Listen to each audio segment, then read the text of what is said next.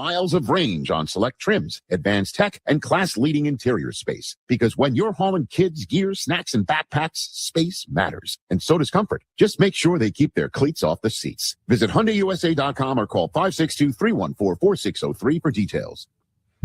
Amber Indian.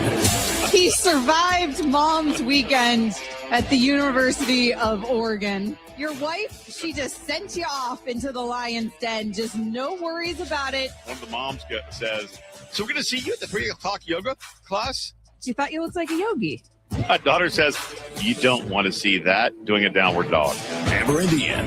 Weeknights at 7 Eastern on ESPN Radio and on SiriusXM Channel 80. The United Football League. 8 teams, 1 champion. A lot on the line as the top teams start to separate themselves. The league's top teams battle to secure their spot in spring football's biggest game. We have seen some big-time playmakers. What a charge! Touchdown! Are you kidding me? A title will be claimed. A champion will emerge.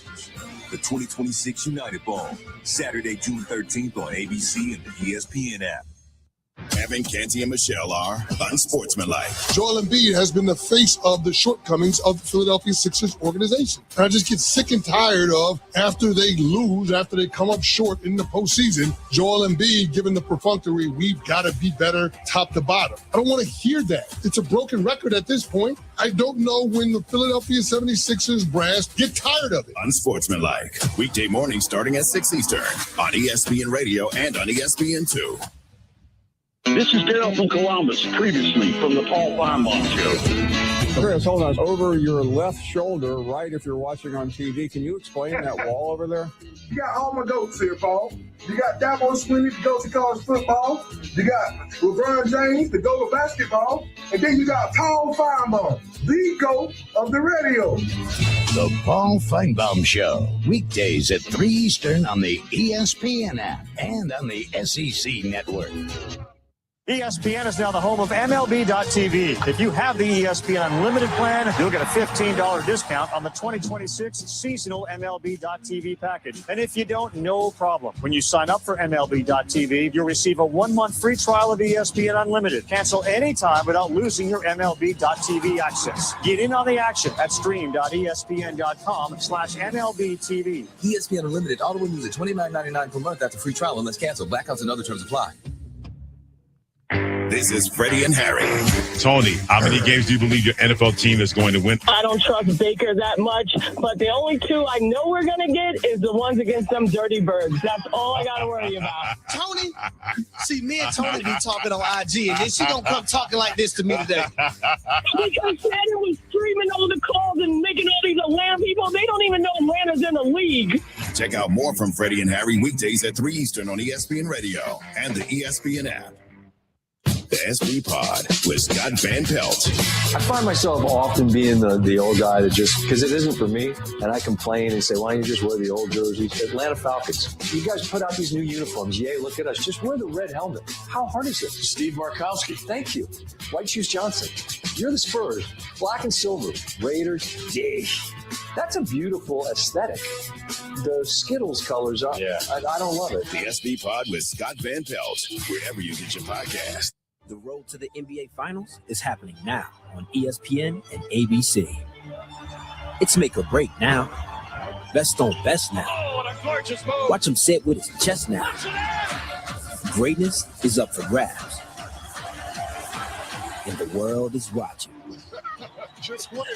On the home of the NBA Finals. All the work, all the sacrifice. The NBA Playoffs, presented by Google. Continue on ESPN, ABC, and the ESPN app. Wichita's news sports leader, ESPN Wichita, 92.3 FM, KKGQ, Newton. This is the Shane Dennis Show on the new ESPN Wichita, 92.3 FM. Hey, welcome in. Happy Monday. Shane Dennis Show. Jack Johnson alongside. Hopefully y'all had a great weekend. It is episode 1218. Got a good show for you today, we think. I'll tell you all about it here in a second. But if you're new to the show, new to the station, welcome. If you're an oldie but a goodie, welcome back. We have couple of hours of sports talk for you each and every weekday. And Jack will be contributing here in a second.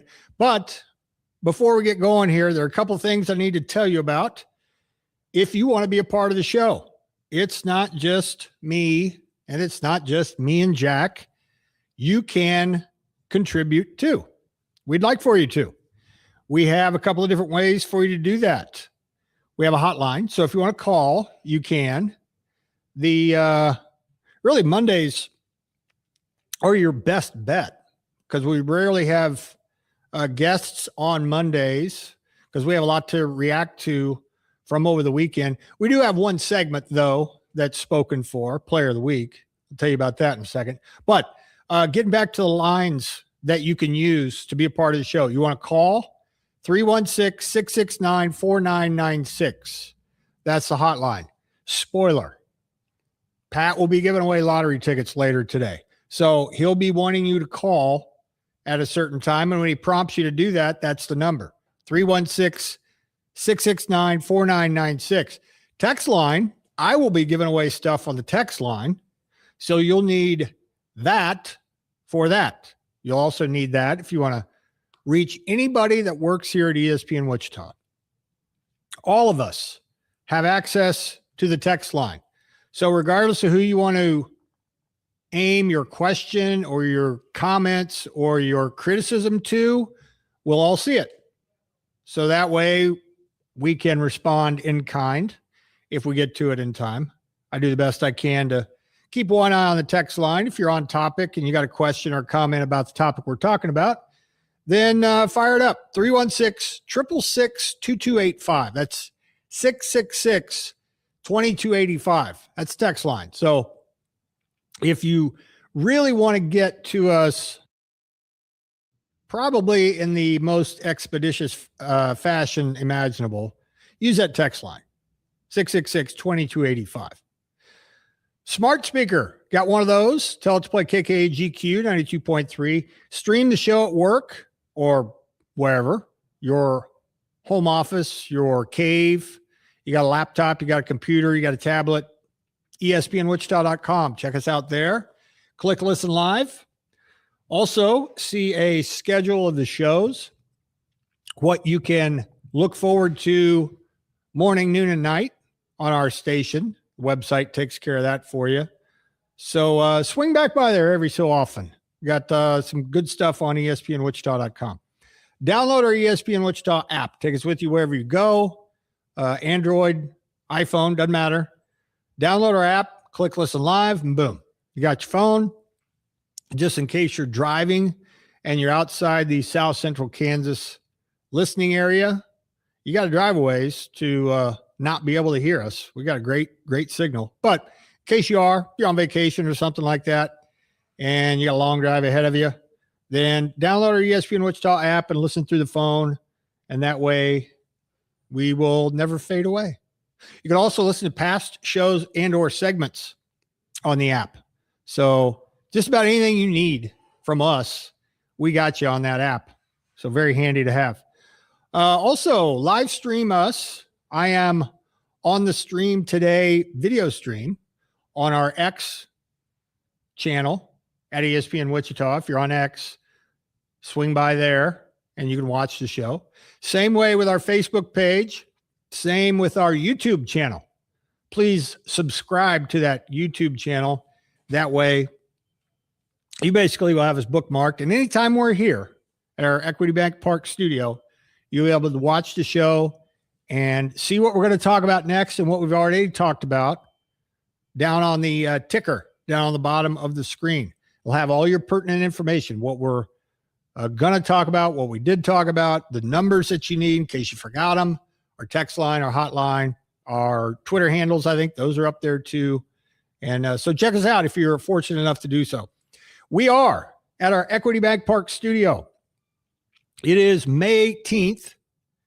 It's the 138th day of the year, 227 days left in 2026. Headed for a high of 90 degrees today. And before I go any further, we'll get our moment of levity from Jack. Today, if you're in South Central Kansas, anywhere from there all the way up into Nebraska and beyond, be heads up for the weather. Not saying anything's imminent, but apparently conditions are favorable for severe weather. It's getting about that time of the year, so please be aware of that.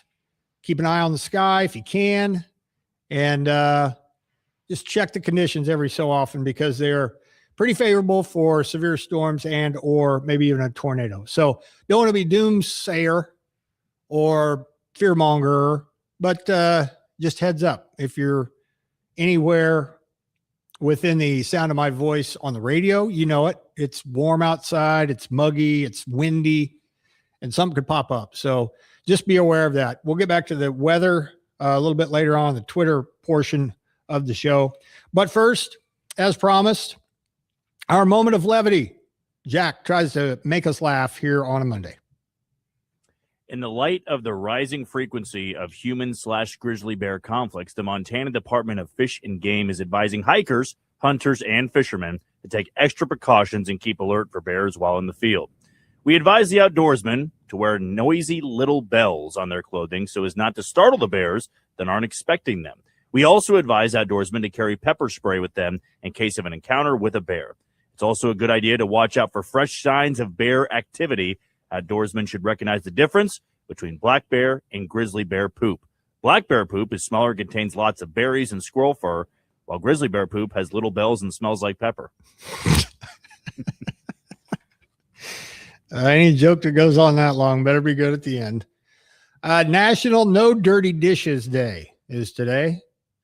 Jack, full disclosure, any dirty dishes sitting in your sink right this second? No, I'm very good at cleaning dishes. That is a staple of any household. When you got dirty dishes with food on it, how does that not gross you out? And you're also inviting ants and bugs and everything else. Also, there's no such thing as letting dishes soak to help them clean. No. Yeah, just wash them off. Damn dish. Yeah. National Visit Your Relatives Day. National Cheese Souffle Day. Man, I remember back in home economics in high school. Tried to make a souffle. That's hard, man. That is tough. But National Cheese Souffle Day is today. And tomorrow we'll have 3 days to tell you about once we get there. Born day today, Pernell Roberts, actor known for his role as Adam Cartwright on Bonanza. He died in 2010. Let's see here. Tina Fey is 56, actress. Born on this day, now dead. Musician, didn't make the bumper list. Perry Como. Easy listening singer on TV. Died in 2001. There you go. That'll do it. That's May 18th for you. Here's what we're going to talk about. I believe that was Claudia just waiting on the text line. Good afternoon, Shane, Jack, and Pat, my favorite local broadcasters. Good afternoon. Thank you. Also, a texter said he went to the JUCO tournament at WSU, and that kid from Johnson County is absolutely insane. Yeah, he hit 3 home runs in one game the other day. He has 41 on the season, and Johnson County did it the hard way. They went through the losers bracket, beat KCK twice. They're going to the Junior College World Series. So congratulations to Johnson County, who's gone through the entire year with 3 losses, including one of them this past weekend, but they survived. And I'll be very interested to see if they can bash their way to a JUCO national title in Grand Junction coming up. Speaking of coming up, here's what we're going to talk about. Wichita State, Saturday, final regular season game of the year. It came down to that. They had basically to win to get into the conference tournament, and they did. But it was wild and wacky, and the entire conference had a weird Saturday wrap-up of the regular season. We'll talk to you about that coming up in the first segment as Wichita State baseball gets to stay in Florida for a few more days instead of flying back from Tampa. They're still there, and they will play on Wednesday. We'll tell you against who and when. 12:25, speaking of college baseball, the Kansas Jayhawks are Big 12 champs. So we got to catch you up on the Jayhawks and BYU series. And now on to surprise Arizona, although KU doesn't have to go down there for a while unless they just want to. They have wrapped up the number 1 overall seed, and they won't have to play until Thursday against one of 3 teams. We'll tell you who those might be and kind of give you a bit of a curious all Big 12 team and curious in who's omitted. Talk about that at 12:25. Weather-related Twitter question brought to you by Rivet Computers. That's later on today, later on first hour, about half an hour or so from right now. Player of the week coming up at 1 o'clock. My player of the week is a former Shocker in the big leagues right now. Player of the week brought to you by PHP Law. That's coming up later on. Royals managed to win a game, and the Wind Surge actually won their last 2 in San Antonio. So the Royals and Wind Surge end the weekend on a high note. Both those clubs are back home. The Royals back home tonight, and the Wind Surge back home take on Tulsa. First game of that series is tomorrow, and the coverage right here on the channel at 6:20. So heads up for that. We got a very special, perhaps, broadcast for you on Friday, assuming form holds. We'll give you details on that in a second. And I'm old Jack Young at the end of the show. Good Lord willing, old Pat will be here. And he'll slide in here. We'll have a little crosstalk with him, yuck it up with Pat, see what's going on, and get you ready for the Pulse, which comes your way from 2 to 4 today. Speaking of today, a little bit later on tonight, we've got NBA play-by-play for you. How about that? San Antonio and OKC with coverage starting at 7 o'clock tonight. So be listening then for that. I'll give you a lowdown the rest of the week a little bit later on in the show. All right, so getting back to Wichita State, which seems like, at least to me, and maybe Shocker fans that were either listening or watching, seemed like Saturday was a long time ago. But you get back to the Thursday, Friday, Saturday thing, the last regular season series that college baseball is basically all gone to. So everybody can have an extra day to rest/travel to your respective conference tournaments, assuming you made it. But the Thursday game we talked about on Friday, of course, they lost that game. And then on Friday, Shockers lost that game too. So it came down to one very simple necessity, and that's win. Just win. Just win one game. Coming into the series against USF, who, by the way, started the weekend 9-15 in the league and dead last, all Wichita State had to do, simply put, was win one game and have either Charlotte or Tulane lose 2 out of 3, which was likely because Tulane was on the road and Charlotte was at home, but they were playing Memphis, who's played a lot better lately. But point being, there needed to be a Wichita State win mixed in there too, unless all 3 of the schools I just told you about got swept. And the other 2 teams did not get swept, as it turns out. But needing a Saturday win to get in the conference tournament and lock up one of the seeds, Wichita State played a wild one. And it was one of at least 3, what I would consider wild ones in the American. Tell you about those details here in a second. But Wichita State turned to Johnny Nuanez, one of the best. Really, he and Matthew Cusius have been it. Really good 1-2 punch. It's been interrupted by whoever has started Saturday games, generally Saturday, in last weekend's case, Friday. But Nuanez, when he's been out there, has been really reliable. And you look across the field in the other dugout, and USF had really kind of a skeleton crew and their pitching staff. They were going to have to reuse some people.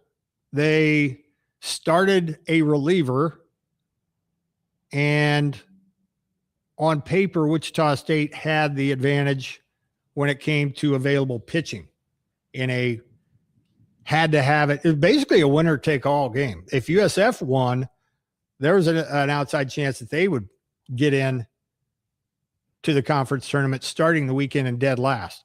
But Wichita State, 2 batters in, got a home run from Jason Jones, gave him a 2-0 lead, and Nuanez promptly gave it right back as USF got a home run of their own. It was 2-2 after 1. Then Wichita State scored a run in the 4th. USF countered with another in the bottom, so back even again after 4. Shockers with 1 in the 5th to lead it 4-3, and it would stay that way until the 9th. Jaden Gustafson had a really good game. Last good 2 games of the series, he was really good. Had an RBI base hit with 2 outs to give the Shockers a 5-3 lead. And at that point, Brady Pescia had already wiggled out of a little bit of a jam in the 8th inning, and he had a 2-run lead to protect, which he failed to do. So good all year long, has faltered down the stretch. I got thoughts on him in a minute, but he ends up giving up a 2-run double. And of all people, Haitaro Hayashi, the Japanese left-hander, comes in to get the final out of that inning, strands the winning run at 3rd, and then Wichita State in the top of the 9th, or I'm sorry, the top of the 10th, got a 1-out hit batter. No. Yeah, 1-out single. Caleb Duncan got a base hit. And then Nolan Ganter followed with a base hit. That advanced Duncan to 3rd. And Alex Uloa laid down a safety squeeze, and it went back to the pitcher. And O'Donnell, the USF pitcher, elected to come home to try to get Duncan at the plate. He was safe. The throw was offline. So it was a fielder's choice sack bunt on a safety squeeze. Everybody was safe. Duncan scored. Ganter went second. And then a big strikeout of Zeb Henry. So 2 on, 2 out, 1 in. Shockers leading, hanging on by their fingernails, 6-5. When Ethan Gonzalez, hitting 185, hits a fly ball to right field, and it gets in the sun. And the right fielder fighting it all the way, kind of got a glove on it, but it dropped. 2 runs scored. Shockers lead 8-5. And Haitaro Hayashi apparently got the memo that you don't need to make every inning interesting. And he set down USF 1-2-3, clean as a whistle, bottom of the 10th, boom, Wichita State wins. So this season, certainly not without its bumps. And Wichita State was picked to finish 8th, I think, in the preseason poll. They end up qualifying for 7th. They're the 7 seed. I'll tell you who they play and when they play here in a second. But number 1, my PHP Law Player of the Week very easily could have been Johnny Nuanez. Probably should have been. He went 7, gave up 2 earned runs, didn't walk anybody, struck out 6. And he has been just a model of consistency. And he was even better than that on Saturday when they had to have it. And Haitaro Hayashi closes it out. He has bounced back from a really rough start. Seems like he's putting the first month of the season in rear view. And he's probably going forward going to be a high leverage guy for Wichita State and a pretty reliable left-handed arm. But you can't help but have a little bit of concern with Brady Pescia, Wichita State's closer. He has had a hand in almost every win in the conference that they've had this year, either winning it or saving it. But lately, he has been leaking a little oil. And on one hand, it's fair to assume that he's getting tired. And for the questions that I've seen online of the coaching staff overusing Pescia, my retort would be, who else do you trust, or did you trust, that you would rather see them go to? Like if you were Brian Green, for example, and you're in the dugout, put yourself in the dugout. Would you really have the courage in a game that you had to win to not go with Brady Pescia because he's been reachable and he's been human the last 4 or 5 outings in a row? I would vehemently challenge you to answer that honestly. Would you not go to Pescia in a winner-take-all game? The answer is yes. He's still deceptive enough. He still throws strikes often enough that I feel like you got to trust him. But it is fair to question if he's running out of gas or if he's just regressing to the mean a little bit. His ERA is still below 3. But he had been so locked down and so automatic through the month of April even, and he's just coming back down to earth. And he probably is tired. There have been plenty of times this year, and he did it again this past weekend, where he's pitched twice in the 3 games of the weekend. Ideally, Brian Green and Anthony Claggett have been trying to close him on game 1 and close him or high leverage in game 3. And he only threw a couple of pitches on Thursday. So him coming back Saturday wasn't as big a deal as someone would like to have made it. But he did throw 38 pitches in that game on Saturday and needed Hayashi's help to get out of it. So there's definitely some concern moving forward into the conference tournament, which for Wichita State will start Wednesday in Clearwater. The 7-seed Shockers will take on number 6 Florida Atlantic, and that game will start at 12 o'clock here local time. So it'll be high noon, and Wednesday we will certainly be tracking that game.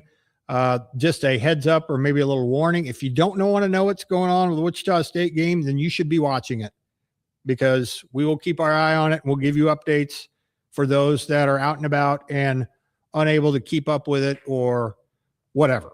But it'll be the Owls and Wichita State.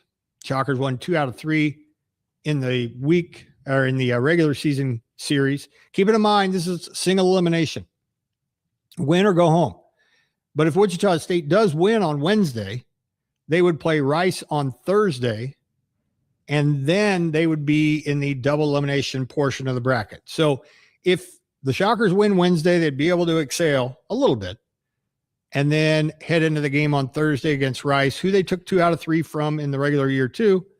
They would play that game at noon as well. So how do they get there? Well, that's anybody's guess, because they basically were a 500 team this year, but they got to win when they had to have it.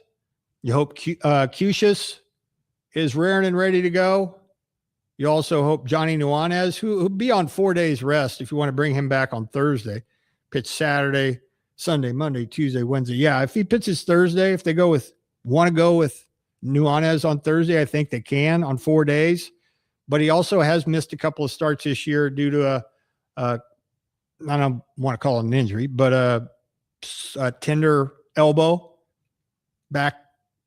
way back at the beginning of the season. And then about a month ago, he missed a start, but he's bounced back pretty well from both. And he's been really good all year. So that's what's going to happen in Clearwater.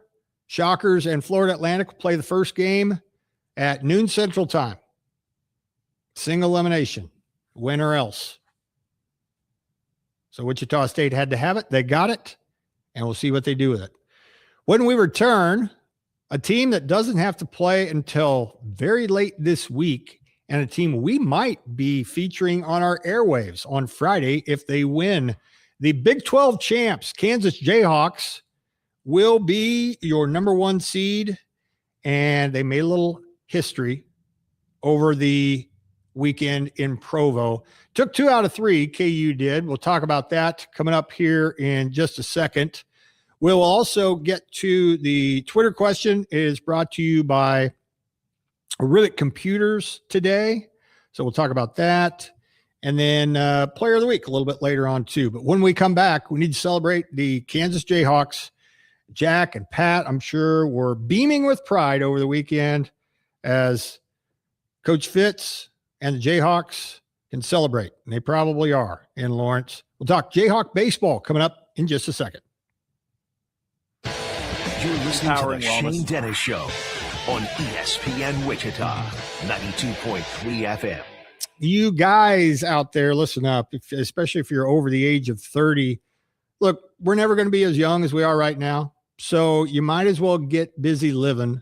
And it doesn't mean you can't stiff arm Father Time a little bit. And I'll tell you how. Make an appointment at Empowering Wellness. They'll do a little lab work. Take your blood. It'll be okay. But they'll let you know all of your levels in just a few days, including your testosterone, and then go from there with a game plan and treatment options. I went by there quite a while ago. They're at 439 North McLean, Suite 204, and they are awesome. They are great to work with, from the people at the front desk to the nurses to all the people that I've dealt with at Empowering Wellness. Make you feel right at home. Look, just because your energy levels are low, maybe you have a little brain fog, libido is questionable, can't lose weight, struggle working out, that doesn't mean you can't do anything about it. You can. Go to empoweringwellnessict.com, make an appointment, start living your best life. I can say from experience, I'm sleeping better. I don't hit snooze. I got more energy to get out and go walk and exercise. I'm eating a little bit better. All of it is thanks to the folks at Empowering Wellness. Get off the couch, get back into the game, and whatever's holding you back, don't let it. I did it. You can too. Go to empoweringwellnessict.com or go to 439 North McLean. You got hormone therapy, weight loss, aesthetics, and much more there as well. Look better, feel better, live better. Let Empowering Wellness help. What do people with blindness or low vision need to live to the fullest? Just ask them. It's skill development, scientific breakthroughs, knowledge-based jobs, and the same opportunities as everyone else. When you give to Envision, whether it be your time, donations, or your engagement, you make it all possible. That's because at Envision, they don't focus on the disability. They value the ability. They choose not to envision a world without sight, but to envision a world where people who are blind or visually impaired are empowered to reach their full potential. Learn more at envisionus.com. Helping your parents stay healthy and independent often means sacrificing your own time, missing work, rearranging your schedule, and constantly managing appointments and transportation. Kansas Pace changes that. They handle the scheduling, the driving, the paperwork, and the coordination so you don't have to do it all yourself. Your loved one gets comprehensive, compassionate care, and you get time back to focus on yourself. It's support you can count on every day. Find out how Kansas Pace works at kansaspace.org. If you're looking to win in Wichita, there's only one place that delivers every single day. Gilley's Gambling Hall. We're talking over 1,000 gaming machines, more chances, more action, and more big wins. And when it's time to turn up the thrill, head to Trackside. Simulcast horse race betting unlike anything else in the region. Fast, exciting, and always in the money. Make no mistake, Gilley's Gambling Hall is the best place to win in Wichita. Find out more by visiting playgillies.com. The Wichita Wind Surge are back at Equity Bank Park for the Propeller Series against Tulsa. It starts with a Dillon's 2 for Tuesday, continues with a Wet Nose Wednesday, then a Turbo Tubs Thirsty Thursday. Friday, it's Fireworks and Military Appreciation Night. Saturday, Margaritaville Day, and wrap it up on Sunday with Kids Day. For tickets, go to windsurge.com and listen to the games on ESPN Wichita 92.3 FM.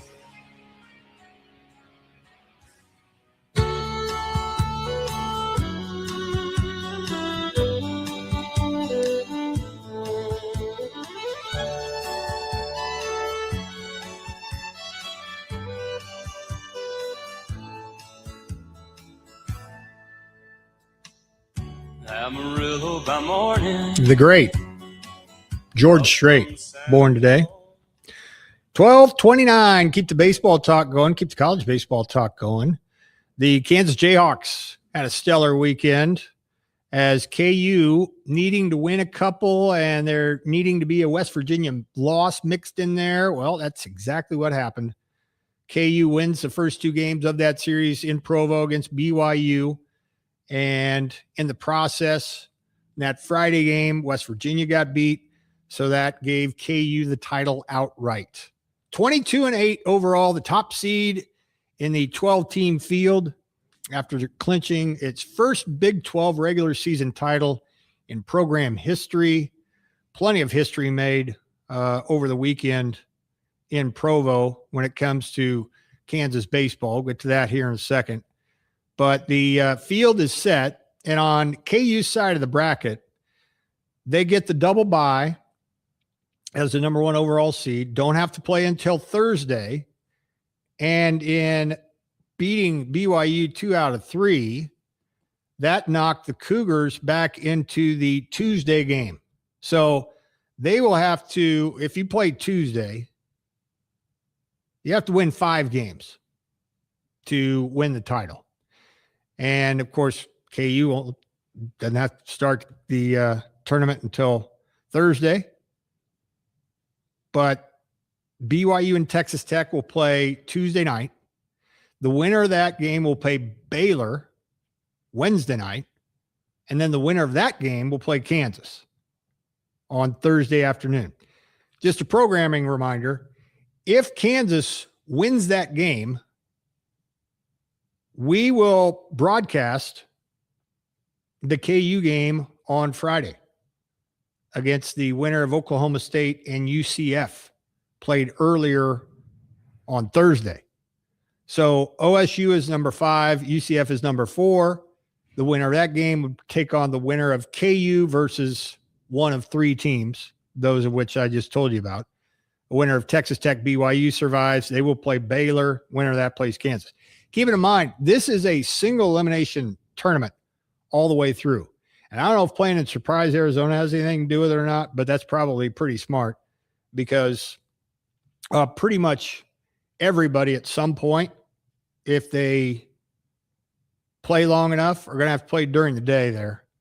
Now, the other half of the bracket, the bottom half of the bracket, the West Virginia side, will have K-State take on Utah on Tuesday. They get to play at night. And then that winner would play TCU. They're also playing at night. That would be Wednesday.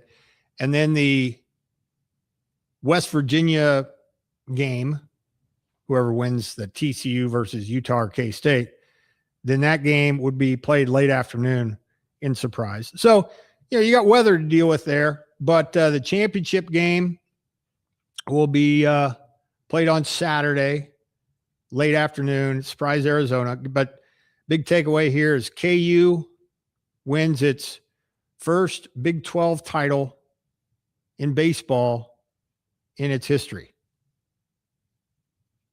And they don't play on Thursday until midday. And then later on that day, West Virginia will play, and then number 3, Arizona State and Cincinnati will play. But again, if KU can win that first game, we will have the Friday afternoon game right here on ESPN Wichita 92.3 FM, as at that point, Kansas would be a game away from taking the Big 12 championship down to Surprise when it comes to the tournament. If they do that, and even if they don't, there are more than a handful of projections, brackets, the field of 64 that has KU hosting. Their Warren Nolan RPI is 21 last time I looked. So we'll see if that is indeed good enough to host a regional in Lawrence. And how many wins would it take for those that are in doubt whether Kansas should host or not? Who would they have to beat? How many games they have to win, to kind of prop up their resume a little bit more. Their next win will be their 40th. So if they win that first game on Thursday, they'll be 40-16. And the regular season conference championship for Kansas was the first since they were a member of the Big 7. And the 4th regular season conference championship in school history. But the most recent one was 1949. And the others were in the 20s. So congratulations to KU on that accomplishment. And they'll play on ESPNU, if you're interested in that, 2:30 here local time on Thursday. And then, as I mentioned, if they win, you'll be able to listen to them on Friday right here on ESPN Wichita 92.3 FM. One little side note that Jack made me aware of is the All Big 12 team was announced, and not one Jayhawk is on it. So you can, and there probably will be some Jayhawks that will use that as fuel, because that famously or infamously gets under some people's skin, especially if you're a champion, a regular season champion, and none of your players were good enough to be on the first team. Now, at further taking a further closer look at KU's numbers, I think the one that has maybe the biggest beef would be KU's closer, Bodie Ray. There were a couple of relief pitchers on the All Big 12 team. There's a couple of spots for relievers. Ray's ERA is not the greatest, but it's below 4, and he's got 5 wins and 9 saves. So if there are that many relievers that are better than Bodie Ray, I'd like to see him. But overall, the other numbers, now, not many other pitchers, if any, have a gripe, because the numbers this season have not been good. We've talked about Dominic Vagley a lot over the last 3 or so weeks, and he's starting to pick it up. He's had a weird year. He's given up a lot of runs, but not as many of them lately. And Mason Cook, by the way, on Saturday took a no-hitter into the 7th. So he's had his moments too. But nobody on the first team for Dan Fitzgerald's Kansas Jayhawks. The highest batting average on the team is 323. So I get it. Pretty much anybody at any position in the Big 12, their first team representative would be hitting more than 323. That's Tyson LeBlanc. He does, though. LeBlanc has 19 home runs and 53 RBI. So he would at least have a case. But then again, D. Kennedy, the K-State shortstop, had an all-world offensive year. And let's face it, most of this is about your offensive numbers. I think if Augusto Mungarieta had not had a swoon over the last 3 weeks or so, I think he would have had a really, really good shot of being the all-conference catcher. But anyway, for whatever that's worth, the Jayhawks are the Big 12 champions and don't have anybody on the first team. Jack, you've had a long time now to digest this, sit back and enjoy it. You had the entire weekend to enjoy it after that Game 2 win that was closed out again by Bodie Ray. Ritter and Ray, like I said, I like that's a good 1-2 punch, especially come tournament time, whether it's a conference tournament or the regional tournament. But with a chance to reflect, order your championship T-shirt, celebrate your overall takeaways, not only this weekend in Provo, but your Kansas Jayhawks going 39-16 and 22-8 in a historic season, back-to-back historic seasons, I might add. Dan Fitzgerald did great things with his team last year and only better this year. Yeah, I mean, a team that was picked to be tied for 5th in the Big 12 to not only win this conference, but win it outright. That matters a lot, because now going into the offseason and really for the rest of the time, you can't take that away from these kids no matter what they do in surprise for the Big 12 tournament or the regionals, the supers, or Omaha. To be able to say you are a Big 12 champion, that holds some weight, and it really holds weight at the University of Kansas because baseball has really just been in the backdrop for so many years. But I'll go as far to say this: they're the best team and achieve more than the football and basketball team did combined. And it's not like the Big 12 was some pushover this year. West Virginia, I mean, that's a pretty damn good second-place finisher, right? Yeah. We saw what they did to KU and Lawrence. We know where they are in the RPI. We know that this is a team that has multiple draft picks, especially in their starting rotation. TCU, a 30-plus win team. Oklahoma State's ranked. Cincinnati's ranked. UCF's no slouch. It's not like KU just took advantage in a down year in the Big 12. Mm-hmm. They built up their resume over time, and when things got a little bit dicey, things got tough late, just awesome to see them go into Provo. And by the way, on Thursday and Friday, had 6-0 leads that were coughed up, and they had to find a way to win that late. That was absolutely huge. And then you got a little bit of help from TCU on Friday when they go out there and have a complete game shutout in Morgantown, and it allowed you to go take care of business late on Saturday night and win that conference outright. The goal, though, is you had to go in there and probably at bare minimum win at least one game in surprise. You do that, you've won 40 games on the season, should be good enough to get you into hosting a regional. You want to feel absolutely safe. I think you got to go and win 2. I think you got to beat a team like BYU or Baylor and then beat an Oklahoma State or UCF to get to the championship game, and what would likely be a rematch with West Virginia. But no matter what you do in the championship game, we've talked about this before, Shane, it's not going to hurt your RPI. You go and lose to West Virginia in the national championship, the Big 12 championship, you're not plummeting, and you're probably not pushing yourself out of hosting a regional at this point. And if KU's the last team hosting a regional, you think I care at all? Nope. No, nor I should don't you. care. Yeah. No, nor should you, because this is a team that understands, as good as they've been all season long, their toughest test remains. I mean, you go and host a regional, you are expected to win that regional, but then you got to go on the road somewhere in the Supers and probably take on a Georgia Tech or a Georgia or an Auburn, and those are environments you just simply haven't seen this year. But as we've discussed before, that's not like, you don't view that and go, oh gosh, this makes me really nervous. You take that in stride, because anything after the regional, and I know I had said earlier, maybe a month ago, it's not just winning a regional, it's about winning the Supers. At this point, with how they finished the year, I mean, you go and win a regional, and then if you were to fall short of Omaha by losing in Athens, that's just gravy. Yeah, if you win a it's regional, gravy. Yep. It's really cool to be able to go an extra step, because last year they got to a regional. They didn't host it, but they didn't win a game in the regional. They lost to Creighton, and they lost to North Dakota State, and they were out. This year, I mean, I saw Baseball America's projection. I sent it over to you. You got USC, who would be your number 2 team. You've got Wright State, and I'm blanking on the third team that was placed in there. I'd have to go back and look at my photos there, or my screenshots, but it was another team that's a smaller conference team, more of a mid-major program that you got to go and take care of business against. But Mercer out of the Southern. That's right. Yep. Yeah, Mercer out of the Southern, and I believe Wright State's in the Horizon. That's right. If I'm not mistaken. And I can't wait for it. I mean, I can't wait for Thursday, and if you haven't had the chance to watch them all season long, they'll be on cable. They'll be on ESPNU, and if they get to the championship, they'll be on ESPN2. Yep. And, of course, you want to listen to them right here. You can do that, too, at ESPN Wichita.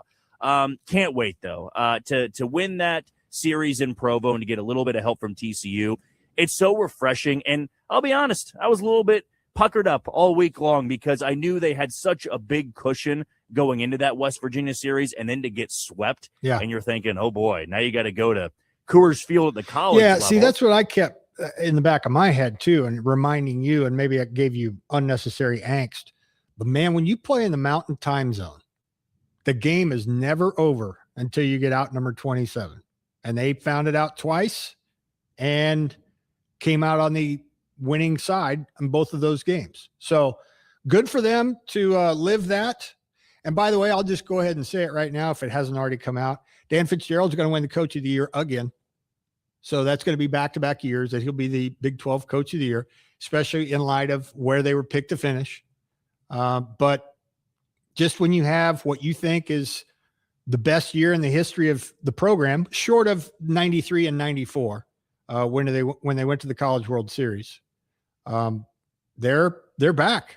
And Kansas, I'm not going to proclaim them a baseball school only, but they're a baseball school too. They are now. They have arrived, and they're the Big 12 champs. And again, in the Big 12 tournament, Surprise Arizona, Tuesdays when it starts, it'll be BYU against Texas Tech, and then that one's followed by Utah and Kansas State. Then on Wednesday, Baylor will play the winner of that BYU Texas Tech game. That's in Kansas side of the bracket. Baylor, the 8 seed, will play the winner of BYU Texas Tech. On the other side of the bracket, TCU will be waiting for the winner of the Utah K-State game. TCU is the number 7 seed. Then on Thursday, the first game of the day will be UCF and Oklahoma State. That'll be in the morning. It'll be the number 4 versus the number 5. And then KU, as we mentioned, will play the survivor of those first two games. And then the winner of UCF and Oklahoma State would take on the winner of Kansas and whoever wins that, or whoever emerges there. So that's on KU's side of the bracket. On the other side, number 2, West Virginia, of course, waiting for the winner of the TCU and either Utah or K-State. And Arizona State, the 3 seed, is playing number 6 Cincinnati. Both those teams, as are UCF and Oklahoma State, seem to be safe when it comes to be on the bubble, that they're just going to try to further enhance either a 2 seed or move from the 3 line to the 2 line. That's the situation with those 4 teams: Arizona State, Cincinnati, Oklahoma State, and UCF. KU and West Virginia are fine, obviously. Possibly in line to both host, but we'll see about that. But that's the way the first 3 days of the Big 12 tournament shakes out. And the good thing for KU fans, they only have to worry about one of them, and that's Thursday and not until then. So congratulations again to the Hawks, Big 12 champs, single elimination in the Big 12 tournament. So for those that trying to, I don't know, I think like TCU, they're on the bubble. For those trying to prop up their resume a little bit, one bad game and they're done. And in TCU's case, that might cost them a chance in the postseason. But single elimination tournament, Big 12, no first team all Big 12 players for KU, but they won the regular season anyway. 22-8. Congratulations to Dan Fitzgerald, the Jayhawks, and all the Jayhawk fans as they get to relax for a couple of days before they head to Surprise. When we return, we need to get to the Rivet Computers Twitter question. We'll do that when we come back. It's 12:47. The Shane Dennis Show. Live reading. Right back on ESPN Wichita, 92.3 FM. It's lunchtime, and if you're craving scratch-made food, ice-cold beer, and all the best seats in the house for every game, there's only one place to go, and that's Twin Peaks. East at 21st and Rock, west at Ridge and Taft. We'll go out to the east location here in a few weeks and do our shows from out there. But they got juicy burgers, smoked in-house wings, ice-cold beer served by the friendliest team in town. And Twin Peaks is your ultimate sports lodge. Wall-to-wall TVs mean that you will never miss a moment. You want to watch college baseball in there? I promise you they got that on. Do you want to watch horse racing in there when that comes around next? That would be the Belmont. They've got them on in there and everything in between. So grab your crew, head into Twin Peaks, where the views are great, the food hits hard, and the beer is always cold. Twin Peaks, eats, drinks, scenic views. So you think you'd go vaguely on Seven Thursday? Plans Casinos. The numbers don't lie. From Wichita to Texas, Seven Plans has the only certified loose casino. I mean, it all depends on how important they think winning a game is. I was going to say, if you get word that, like, hey, all you need is one win to host, then yeah, throw vaguely. Yeah. Seven Clans Casinos have the area's own. Like, then again, you draw BYU, wouldn't you want to throw Mason Cook right back out there? To live to the fullest. Just That's ask them. fair. It's skill Fair development, point. Scientific I've seen breakthroughs, coaches do knowledge-based all jobs, kinds of and the things, same Jack, opportunities when it comes to everyone this. else. Like, when you get to Envision, holding whether their it be ace time, for donations the or your championship engagement, game. you make it all You possible. watch in the That's because regionals, at Envision, there'll be a bunch they of don't one focus seeds on the not for their disability. guy. They value the ability. They choose not to envision a world without sight. Which I think is to dangerous, envision a but world where people we who never are did blind that. or visually Not impaired at Wichita are State. We empowered always to reach threw our their full guys. potential. Learn more at envisionus.com. And the way Fitz manages, I don't When think you're he's the hiring, type to be like, we can save Have you our ever number felt one. like you're missing out on meeting truly great Right. candidates for your roles? It seems impossible to find them. But they have to be out there somewhere, right? Well, they're not hard to find when you know where to go. And that place is ZipRecruiter. And right now, you can try ZipRecruiter for free at ZipRecruiter.com/radio.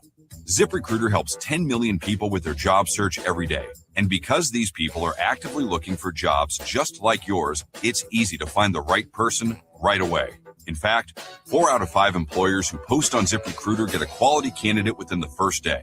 But if you're not using ZipRecruiter, you're missing out. So see what it's like when the impossible is easy. When you go to ZipRecruiter.com/radio right now to try ZipRecruiter for free.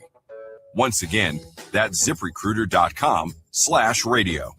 ZipRecruiter.com/radio. Never miss out on great candidates with ZipRecruiter. The ESPN Wichita app is available now for both Android and Apple. Go to your app store and download today. All you have to do is search ESPN Wichita and take the station with you wherever you go. While you're there, find podcasts of your favorite shows.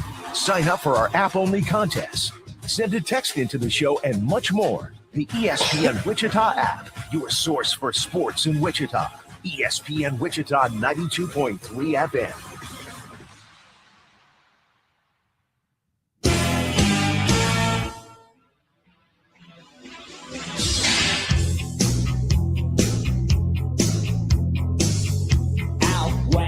River broke, the bloodwood and the desert oak, holding wrecks and boiling diesel. That is Midnight Oil. That's James Mogini.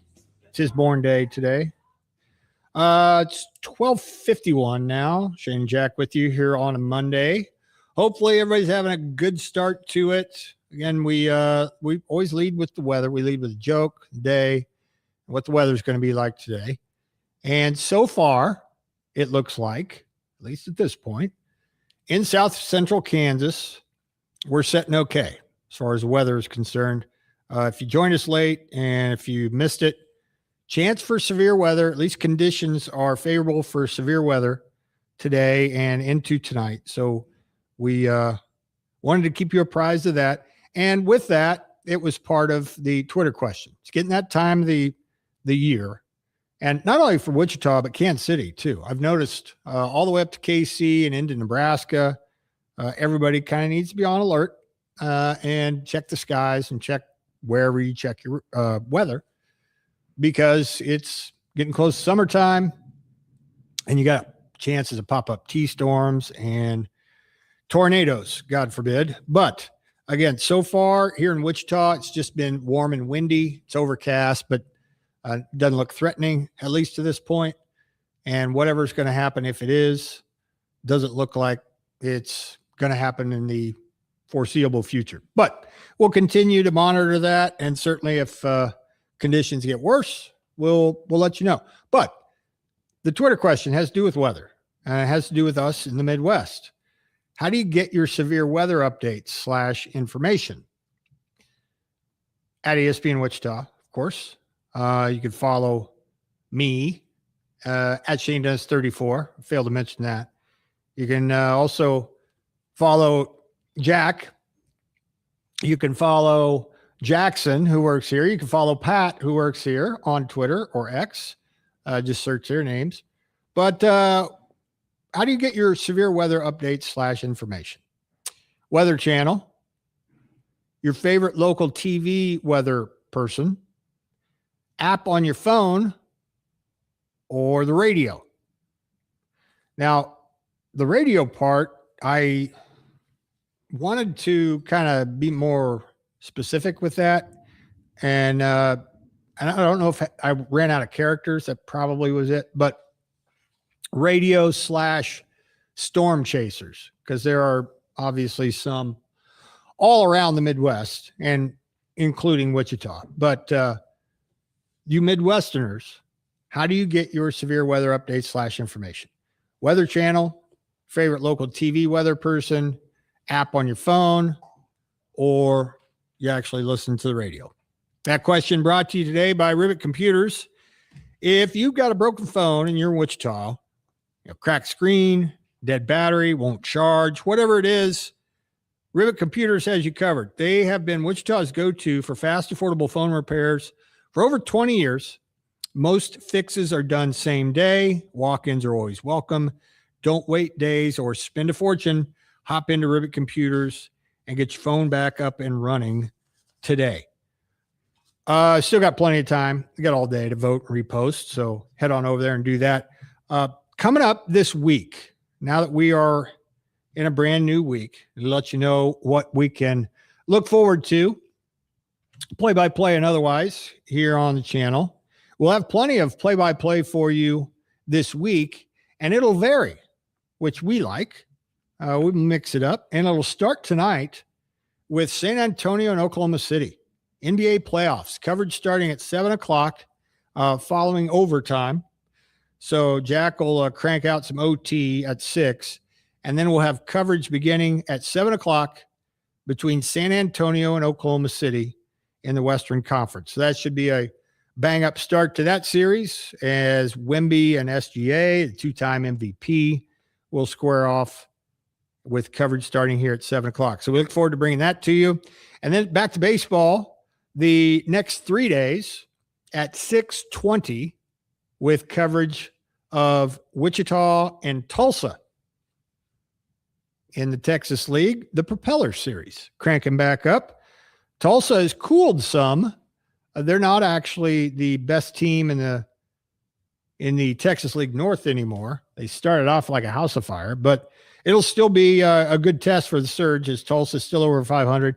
Surge got to 500 with their win on Sunday. We'll talk a little bit more about them in hour number 2, but Surge get to 19-19 in the first half, and we'll entertain Tulsa the next 6 games here in Wichita with the game Tuesday coverage here on the radio starting at 6:20.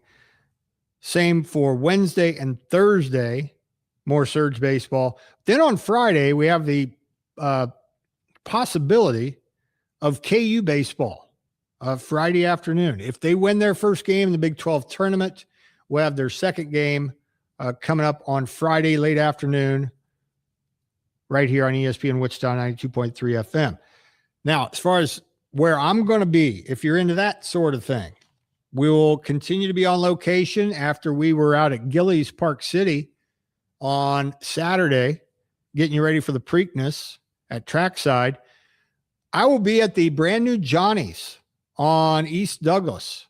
That's right. I'll be out there on Thursday doing the show from Johnny's Tavern. And if you're unfamiliar, you ought to know by now. But anyway, it's now open at 1109 East Douglas. It's on the south side of Douglas. And I'll be out there doing the show on Thursday. And then I'll also be on location on Friday. I'll be at Booth Creek Wagyu at 21st and Webb, going back to BCW yet again, and getting you all ready for Memorial Day because summer's here and grilling season is here. So you need to get on out to Booth Creek Wagyu and ask for the grill packages that they got out there. They got a bunch of them. And depending on your grill master level, they've got something for everybody. They've got the backyard starter box. They got the pit master and they got the grill master box. And the grill master box, for example, it's got a 12-pound brisket in there and a rack of ribs, in addition to some Wagyu hamburgers and hot dogs. So they've got something for every skill level and every type of party.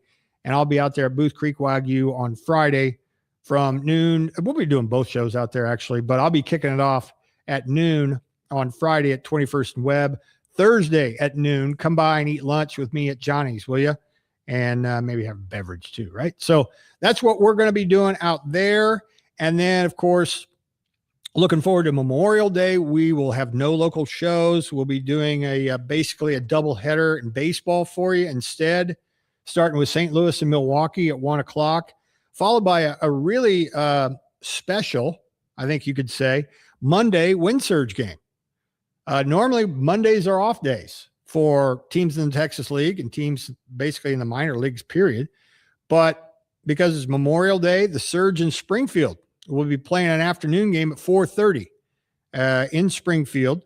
And then they'll play again on Tuesday, and then they'll have Wednesday off.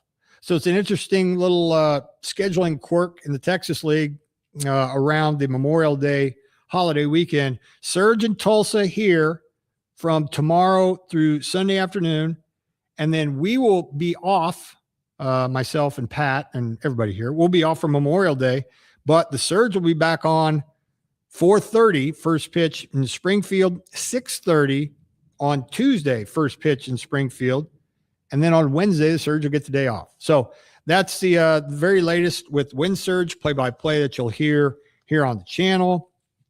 And the off day that we will have upcoming, myself and the Pulse of Pat on Monday. We'll get that day off, and then we'll be back at it a week from tomorrow right here back at the station. All right. Hour number 1 is in the books. When we return, we get to our player of the week.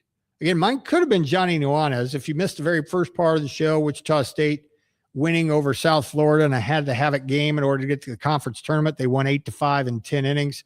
Johnny Nuanez was great. 7 solid innings, no walks, 6 strikeouts, 2 earned runs. He's my honorable mention PHP Law player of the week. Who got it? A former Shocker. We'll tell you who and what he did over the weekend. Our players of the week coming up next. The Shane Dennis Show will be right back on ESPN Wichita, 92.3 FM. Wichita, get ready for a lunchtime party at the brand new Johnny's Tavern on East Douglas. Join the Shane Dennis Show broadcasting live Thursday from noon to 2 on ESPN Wichita. Come hang out, talk sports, grab an ice cold beer, and check out Wichita's newest go-to spot for burgers, wings, and wall-to-wall TVs. Whether you're a longtime Johnny's fan or checking it out for the first time, this is a place to be. Johnny's Tavern, now open at 1109 East Douglas. It's a sports bar. It's a tradition. It's your new spot. Hey, this is Evan at Conradi Insurance. When it comes to protecting your business, your family, and your future, having the right team matters. As the largest family-owned insurance agency in Kansas, we at Conradi Insurance Group take a personal approach to insurance by getting to know our clients and helping them find coverage that fits their needs. Whether it's business insurance, employee benefits, or personal coverage, we're here to help you make confident decisions every step of the way. Conradi Insurance Group. Trusted coverage, real relationships. To learn more, visit ConradiInsuranceGroup.com. Wichita, if you're trying to feel better, have more energy, and take better care of yourself, I want to tell you about Empowering Wellness. They focus on whole body wellness and helping people build healthier routines that actually fit real life. Whether you're busy, active, or just want to feel your best day to day, Empowering Wellness is there to support you on your health journey. Visit EmpoweringWellnessICT.com to learn more or book your first visit, and tell them you heard about them on ESPN Wichita 92.3. What do people with blindness or low vision need to live to the fullest? Just ask them. It's skill development, scientific breakthroughs, knowledge-based jobs, and the same opportunities as everyone else. When you give to Envision, whether it be your time, donations, or your engagement, you make it all possible. That's because at Envision, they don't focus on the disability. They value the ability. They choose not to envision a world without sight, but to envision a world where people who are blind or visually impaired are empowered to reach their full potential. Learn more at envisionus.com. So Vegas, so close. Gillies Gambling Hall is a better place to win. Over 1,000 gaming machines. More action, more excitement, more chances to win. Because at Gillies, players win big. Step into Trackside, Wichita's one-of-a-kind horse race betting experience, unlike anything in the region. So why go to Vegas when the wins are waiting right here? Gillies Gambling Hall in Park City, Kansas. A better place to win. Find out more by visiting playgillies.com. Ready to get your game on? 3-on-3 basketball comes to Riverfest inside Century 2 on May 30th, May 31st, and June 2nd. With categories for all ages, you can win prizes or cash, have fun, and break a sweat. Categories go from adult men all the way down to youth co-ed. Every team member gets a Riverfest button and t-shirt. Thanks to Fidelity Bank for sponsoring registration fees for youth teams. 3-on-3 basketball at Riverfest, May 30th, 31st, and June 2nd. Sign up now at WichitaRiverfest.com. Wichita's sports leader. ESPN Wichita 92.3 FM. KKGQ Newton.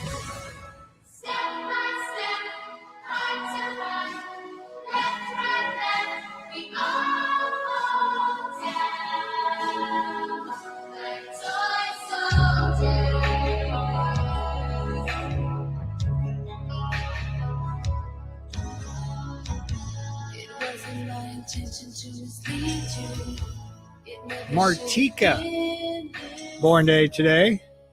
That's Toy Soldiers. It's 104. Shane and Jack with you for another 50 minutes or so.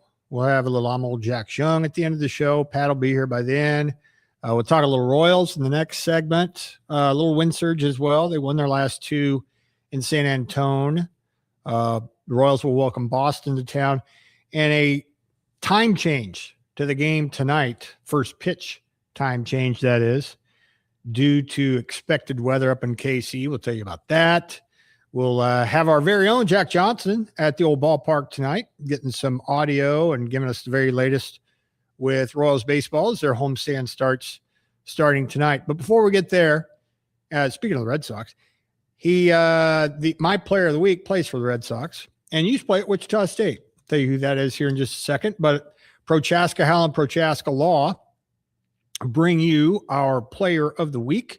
For more than 38 years, their experienced team has helped fight for your rights regardless of legal status. Call them now at 316-683-9080. That's 683-9080, or find them online at phpattorneys.com. So far this year for Boston, it hasn't gone well. As we told you a few weeks back, Red Sox have basically cleaned house when it comes to their coaching staff already. And in spite of Saturday, I think, win 3-2. Yeah, I think that was Saturday because they lost yesterday. The Red Sox did. They are right there with the Royals as far as disappointing starts go. Now it's going to be magnified a little bit more in Boston because of a few different things.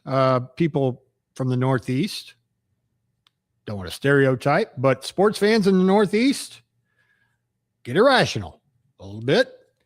And so did, I won't accuse the front office of being irrational, but 5 coaches lost their jobs a couple of weeks ago in an effort to shake things up for Boston. 19-27, the Red Sox.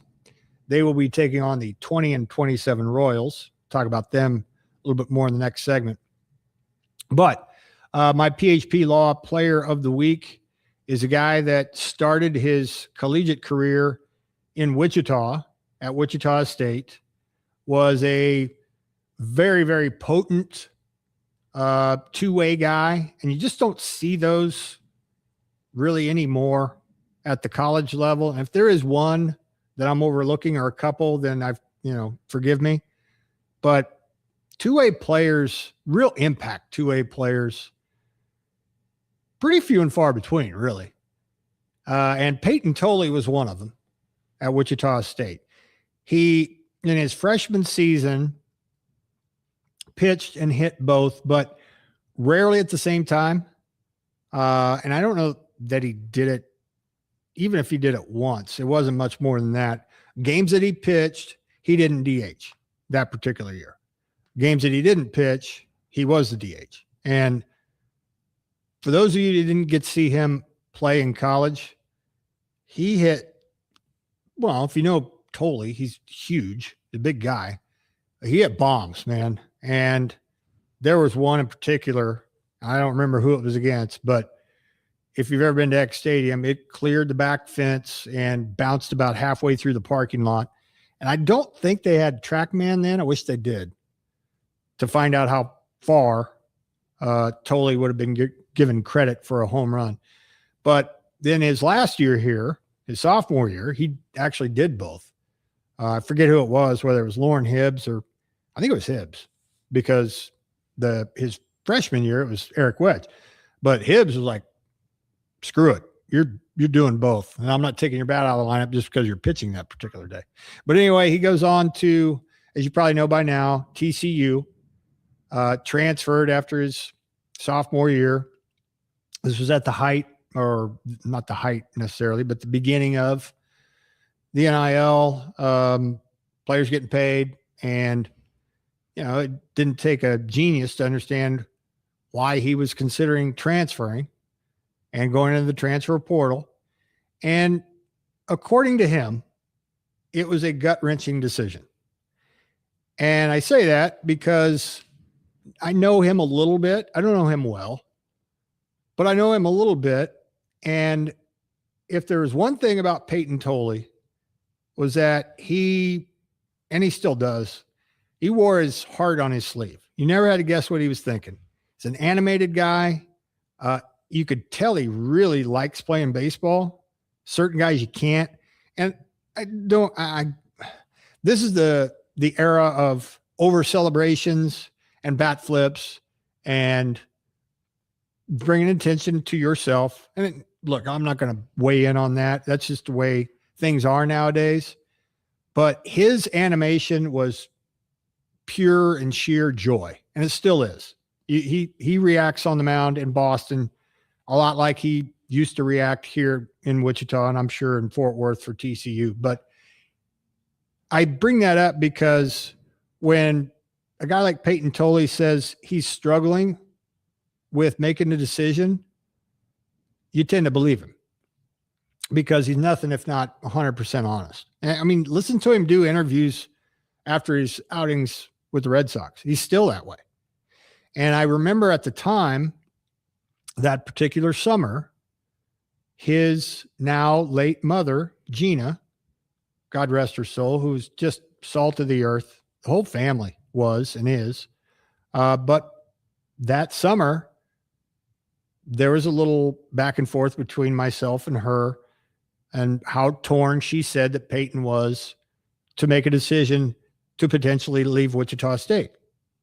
And as it turned out, he did, and turned that into another really good year on the mound at TCU, got him drafted very high, and it took him no time at all to get to the big leagues.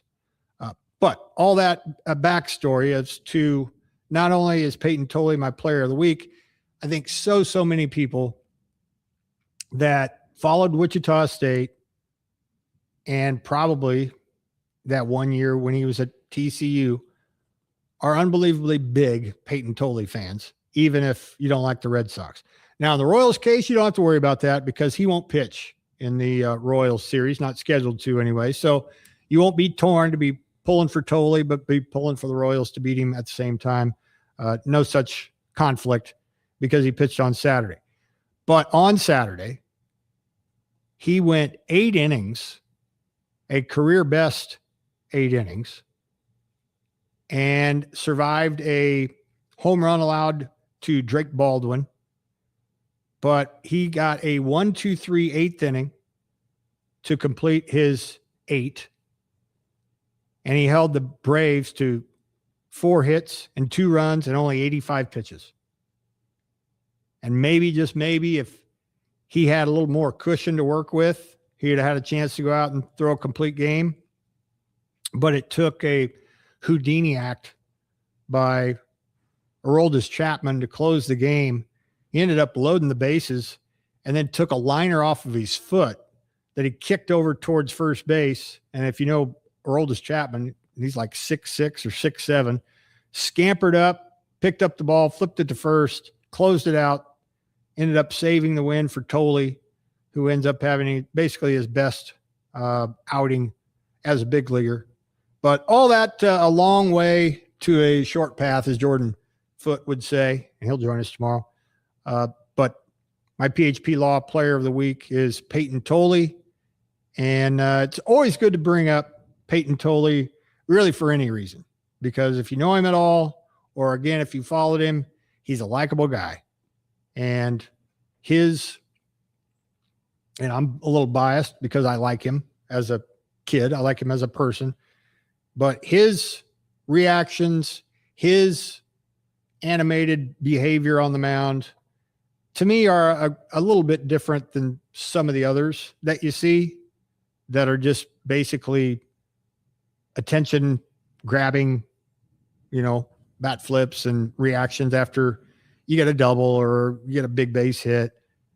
And I don't want to differentiate too much between, being the star of the show and showing it a little bit. But Tolley's excitement is legit, and none of it's manufactured. It's just him acting like a little kid. And if you look at his Twitter, he mentions getting paid to play a game that's played by 4-year-olds or something like that on his Twitter. But good job, Peyton Tolley. 8 solid innings against a really good Braves team. And the Red Sox come to town starting tonight at 6:10. That is a game time change, 30-minute change. They've moved it up from 6:40 to 6:10. And we'll talk to Jack about it tomorrow and see how the Royals and the Red Sox do in game 1 tonight. All right, there you go, Jack. There's my PHP Law Player of the Week. Who you got? I might play into my bias a little bit here, but I'm not sure that I gave it enough time when we were talking about the Kansas baseball team earlier. But if you were not paying attention to what Bodie Ray did over the weekend, it was quite impressive from a closer's standpoint, right? And college is different than the big leagues, right? In the big leagues, you might throw 20 or 25 pitches the night before, and then you're unavailable the next day because you don't want those guys to blow out their arms when you have 162 games to worry about. However, late in the season for Kansas baseball and college baseball for that matter, everything kind of turns into a playoff environment. Yeah. And it's the single elimination mentality, and that wasn't the case for Kansas and Provo, but I kind of think that they thought on Thursday night and certainly Friday night, they were must-haves. You didn't want to go into the final day of the regular season not knowing what TCU and West Virginia were going to be doing, and you were going to have to figure out how you would navigate the later innings in Provo. But to me, as I'm watching that game on Thursday, I mean, Dominic Vagley was fighting command a little bit in the first half of the game and then kind of unraveled in the middle portion of it. KU was up 6-0, thought it was going to be a cakewalk. Then it's 6-6. The offense, sprinkles on 3 more runs, so it turns into a save situation. And Bodie Ray goes out there and gets 9 outs on 50-plus pitches. And most everybody that was watching the game would have said, okay, huge to grab game 1. Now let's see what happens on Friday on what TCU and West Virginia do. And it turns out TCU wins that game 2-0. Therefore, Kansas is in the catbird seat, as we like to call it, right? Yeah. They just need to win one of these final 2, and they're the outright Big 12 champions. Almost a carbon copy type of game. KU jumps out 6-0. Mason Cook has a no-hitter going into the 7th inning, and all of a sudden you look up and it's 6-6 yet again. And KU just was not able to get out of their own way. There was a couple of errors. There were, a couple of walks when you just needed to be aggressive in the zone. But KU takes the lead in the 9th inning on a Tyson Owens solo shot. And who do you see all of a sudden warming up in the bullpen? It was Bodie Ray yet again. And I thought to myself, I mean, he strikes me as a type that you can't tell him he's not going in today. Yeah. I think that was you good to go, and it was you don't even need to ask me that. Right. And you need to go out there and hang your what's out there on the field to go and win this game. And, BYU made it interesting. And there was this one moment that it goes to show you the psychotic nature of a closer and what type of thoughts are running through your mind when there's a 1-run game, when there's that much on the line. And Bodie Ray hasn't been perfect. He had the outing in Manhattan where he gave up 5 runs, and KU was very fortunate enough that their offense exploded in the top of the 9th inning. But other than that, you have been able to count on him more often than not. And BYU gets a runner to second base with 2 outs, and there's this little squibber up the first base line. And when the ball was hit, I mean, as I'm watching, I'm going, oh, he's going to scoop that up and stomp on the bag because he's kind of a little bit of a psycho himself in the best possible way. Yeah. But scoop it up and stomp on the bag and then wave off the BYU dugout because, both sides were chirping a little bit. And he just whiffs on the ball. And, of course, I'm then, clinching up a little bit more going, that almost always is, punished by the baseball gods. You get a gifted, tailor-made, squibber ground ball to end the game and you whiff on that. That next pitch is going to be knocked into the gap or a knocked wild over the pitch wall. or something stupid. Wild pitch. Yeah, something stupid like that. And as there's a little bit of a calm in Provo at the stadium, he's laughing about it. I mean, he gets back on the mound, he gets the ball, and he's almost just chuckling to himself of how dumb was that? I mean, I tried to scoop it up with my glove. It was still spinning a little bit, and I missed everything. I mean, I didn't even get a single lace on the ball. At least it didn't appear that way. And he goes over there and, has to battle back at the next at bat. And off the bat, I did think in that Provo air, that ball was going to carry over the wall. But Jordan Bach, who has the speed, runs it down. And KU, of course, gets their first conference championship since 1949. I got to give it to Bodie Ray because I know college is different than the big leagues. But to throw 50-some-odd pitches and a 9-out save the day before, and I'm sure there were the conversations of, we take the lead in the 9th, we're not gambling on this anymore. We're going to live or die with our best closer out there on the mound. And he went out there and did dance around danger, but that's kind of the Bodie Ray way. He's going to play with fire a little bit, but more often than not, he's going to come through. And there's going to be a moment in the Big 12 tournament, and I hope there's going to be a moment in the regional in Lawrence where you're asking him to go pitch the game of his life, have the outing of his life. And I'm going to put my money on Bodie Ray. He's a fun guy to watch throw. He's not lighting it up at 97 and 98 because he loves to, use his changeup and slider more often than not. But he can spin it, man. And he had to, gut it out a little bit in Provo. And they absolutely would not be the outright Big 12 champions if it wasn't for Bodie Ray over the weekend. Totally agree. That was a good one. Good PHP Law Player of the Week. All right, so 120. Let's talk Big League Baseball coming up here in just a little bit. The Royals actually won one yesterday. They made 2 runs stand up. Had a chance to make it much more comfortable than that in the ninth, but refused to. But they win the game 2-0, and they head home to take on the Red Sox. We'll talk about that coming up here in just a little bit, in spite of the fact that Matt Quatrero didn't start Jack Caglione against the right-hand pitcher. And no, there wasn't anything physically wrong with Jack. We'll talk about that. But before we get there, we need to remind you that the River Festival is coming up. And it's from May 29th to June 6th. So it's the last Friday of the month and then lasts for a week. There's concerts, all kinds of people watching opportunities, food, and festivals, all that good stuff. You know about Wichita River Fest. But you need a button in order to go. Riverfest is known for having their buttons, and that's the currency to get in. I got 2 buttons for you. If you are going to text, use the text line and just text me Riverfest. I will pick one lucky entrant to win 2 free Riverfest buttons. So text Riverfest to 316-666-2285. That's 866-2285. You want to go to Riverfest?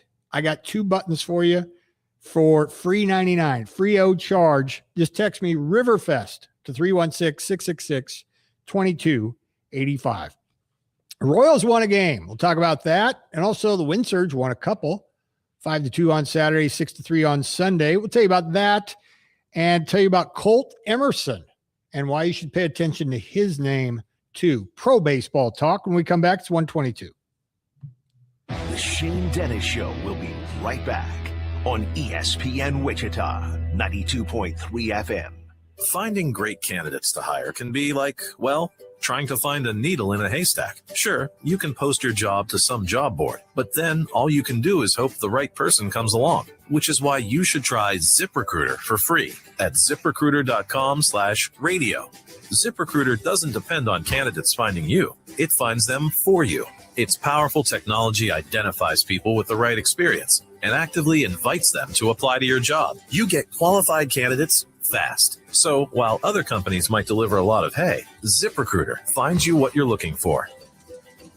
The needle in the haystack. See why 4 out of 5 employers who post a job on ZipRecruiter get a quality candidate within the first day. ZipRecruiter, the smartest way to hire. And right now, you can try ZipRecruiter for free. That's right, free at ZipRecruiter.com/radio. That's ZipRecruiter.com/radio. ZipRecruiter.com/radio. ZipRecruiter. What do people with blindness or low vision need to live to the fullest? Just ask them. It's skill development, scientific breakthroughs, knowledge-based jobs, and the same opportunities as everyone else. When you give to Envision, whether it be your time, donations, or your engagement, you make it all possible. That's because at Envision, they don't focus on the disability. They value the ability. They choose not to envision a world without sight, but to envision a world where people who are blind or visually impaired are empowered to reach their full potential. Learn more at envisionus.com. All right, team, heads up. Whether you're stepping up to the plate, hitting the court, or just taking on your day, confidence matters, and nothing boosts your confidence like a strong, healthy smile. At Cambridge Family Dentistry, they deliver all-star care for the whole family, from routine cleanings to cosmetic treatments, helping you look and feel your best every single day. Don't sit on the sidelines with your smile. Cambridge Family Dentistry, your hometown team for a winning smile. Schedule your appointment today at cambridgefamilydentist.com. Let's be honest, shopping for insurance isn't exactly fun, but working with the right agency can change everything. At the Mike Rumford Agency, we make the process quick, clear, and helpful. Whether you are looking to find insurance for auto, home, renters, boat, or life, our team is here ready to help. At the Mike Rumford Agency, it's not just about insurance, it's about taking care of people. Stop by our Wichita office off of K96 in Woodlawn today, or give us a call at 316-691-8555. As a paramedic, do you recommend seatbelts? I'm definitely an advocate for seatbelts. Why? When you're in a wreck, the seatbelt immediately will lock you in place and hold you exactly where you are. And if the vehicle rolls, spins, or just sustains a lot of force, you're going to stay right where you are, protected and cushioned. That's how they're designed. But it's my choice if I wear one. You can't make me. It's your decision, but you're going to see me if you decide to not wear your seatbelt, and it might not be a good situation for you. Always buckle up. A message from the Kansas Department of Transportation and your local law enforcement community. Hey, ESPN Wichita listeners, we'll be on location at Booth Creek Wagyu coming up on Friday, getting you ready for Memorial Day and grilling season. It's a Shane Dennis show with our good friends from Booth Creek at 21st and Webb. Come by and see me at noon. Ask for the 3 different grill bundles ranging from burgers and dogs to brisket and ribs. Grill masters rejoice. Come to Booth Creek Wagyu. Jeannie will hook you up. ESPN Wichita 92.3. Shane Dennis show Friday at 21st and Webb. Right about now, you're about to be possessed by the sounds of MC Rawface and DJ Easy Rock. Hit it!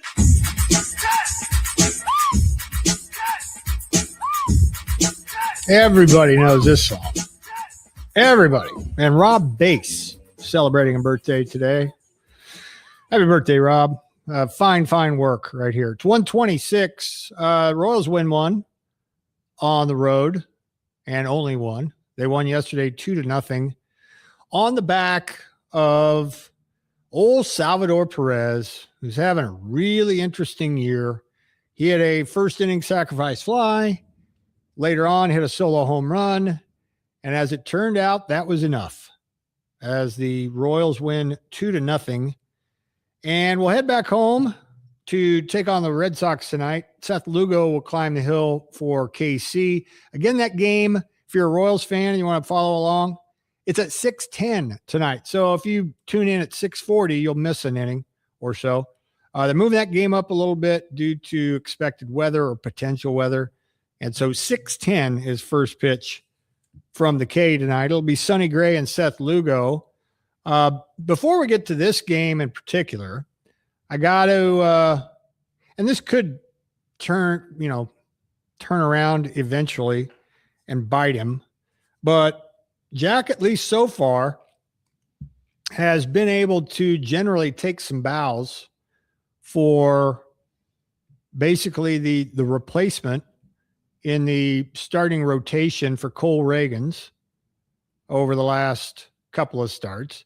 And dating back to last year, his little audition that he had in KC, which all resulted in quality starts. And that's Stephen Kolek, who's been quite good this year. The 29-year-old right-hander ended up basically handcuffing the Cardinals yesterday. Got one ground ball after another. Went 6 1/3. Got some good relief help. We ended up walking one. Wasn't a big strikeout game, but again, he was serving up ground balls like it was going out of style.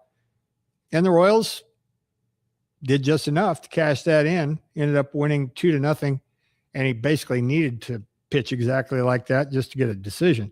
But what I'm getting at is Jack is pretty crazy about Stephen Kolek, all things considered. Jack, do you mind telling us why? And what was it about the crystal ball that you own that led you to think that Kolek would do this kind of stuff? Because he's been pretty solid. Well, he's a pitch to contact guy, but more importantly, he's a strike thrower, and he's an efficient strike thrower. And I thought that his first 4 innings last Tuesday in Chicago, well, that's what he was doing. He was throwing strikes. He was getting ahead in the count. He was staying ahead, and he was getting those early count outs. Those are all the signs of a successful pitch to contact guy. You really can't be a pitch to contact guy if you're not working ahead. I mean, have you ever heard of a successful pitch to contact guy that throws a bunch of pitches before the fifth inning. Better have a turbo sinker or something like that, you know? But those are the successful ones, the turbo sinkers, which is what he has that sits anywhere 93 to 95. And I mean, how many? I almost, was trying to mark it down myself yesterday. How many two hoppers were hit to Michael Garcia yesterday? No. I mean, it was 0-1, 0-2, chopper to third, 0-0, chopper to third, 0-1, chopper to third.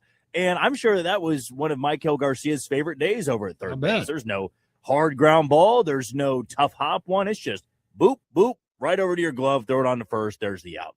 And I was actually listening to the game on my way to get some lunch, and Denny Matthews said it too. He's like, boy, this is a guy that wants to get out there and get back into the dugout as quickly as possible. And that's all I had in my crystal ball is that, I will take a strikeout guy. I will take a power guy. We've even talked about that before, Shane. I think they need more power guys in the rotation. Yeah. But Stephen Kolek's not a frontline guy. Stephen Kolek's a number 4 or number 5. And what you ask out of those guys is to work quickly, throw limited amount of pitches. You don't need 8 or 9 strikeouts. You need about 3 to 4 as long as that sinker is working. And more often than not, that sinker is going to be working. I mean, to me, when you weigh the options of a number 4 to number 5 starter, you've got the guys that rely on strikeouts. And what usually is the case with those guys is when they're on, they look really good. But when they're off, they have no command. I mean, they're all over the place. They throw 100 pitches in 4 2/3. Yep. But those sinker ball pitchers, it's like they're either on where they're through 6 innings on 75 pitches, or they're off and they get roughed up a little bit in 5 innings, but they're still not going to be overworked. And that's why I want Stephen Kolek to stay. I believe he's earned another shot. And when Cole Reagans comes back, maybe you don't need to demote one of those guys, Shane. I mean, I'm sure they have contemplated the idea of a 6-man rotation, given Chris Bubich's injury history, Reagan's injury history. I don't know why they don't give that more real thought, honestly. Now they may have to, because how can you justify sending Stephen Kolek back down if he has another good start? Because at this point, you're 20 and 27. It's one thing if you're 34 and 20, and hey, Stephen Kolek's been great, but we've got a pretty good cushion here. We want to make sure he's stretched out. You need to start gaining some ground here, and you need to be taking advantage of guys that can give you quality starts. And I firmly believe Stephen Kolek is one of those 6 guys that can get it done. All right, so you got your beat the streak on Friday. Carter Jensen hooked you up. JJ Weatherholt did not for me. Before we get going any further, Sonny Gray for Boston, Seth Lugo for the Royals. Who's your BTS guy? Oh, man. I'm probably going to go with Wilyer Abreu here for Boston. Me just too. Because, so he's got great numbers off Seth Lugo.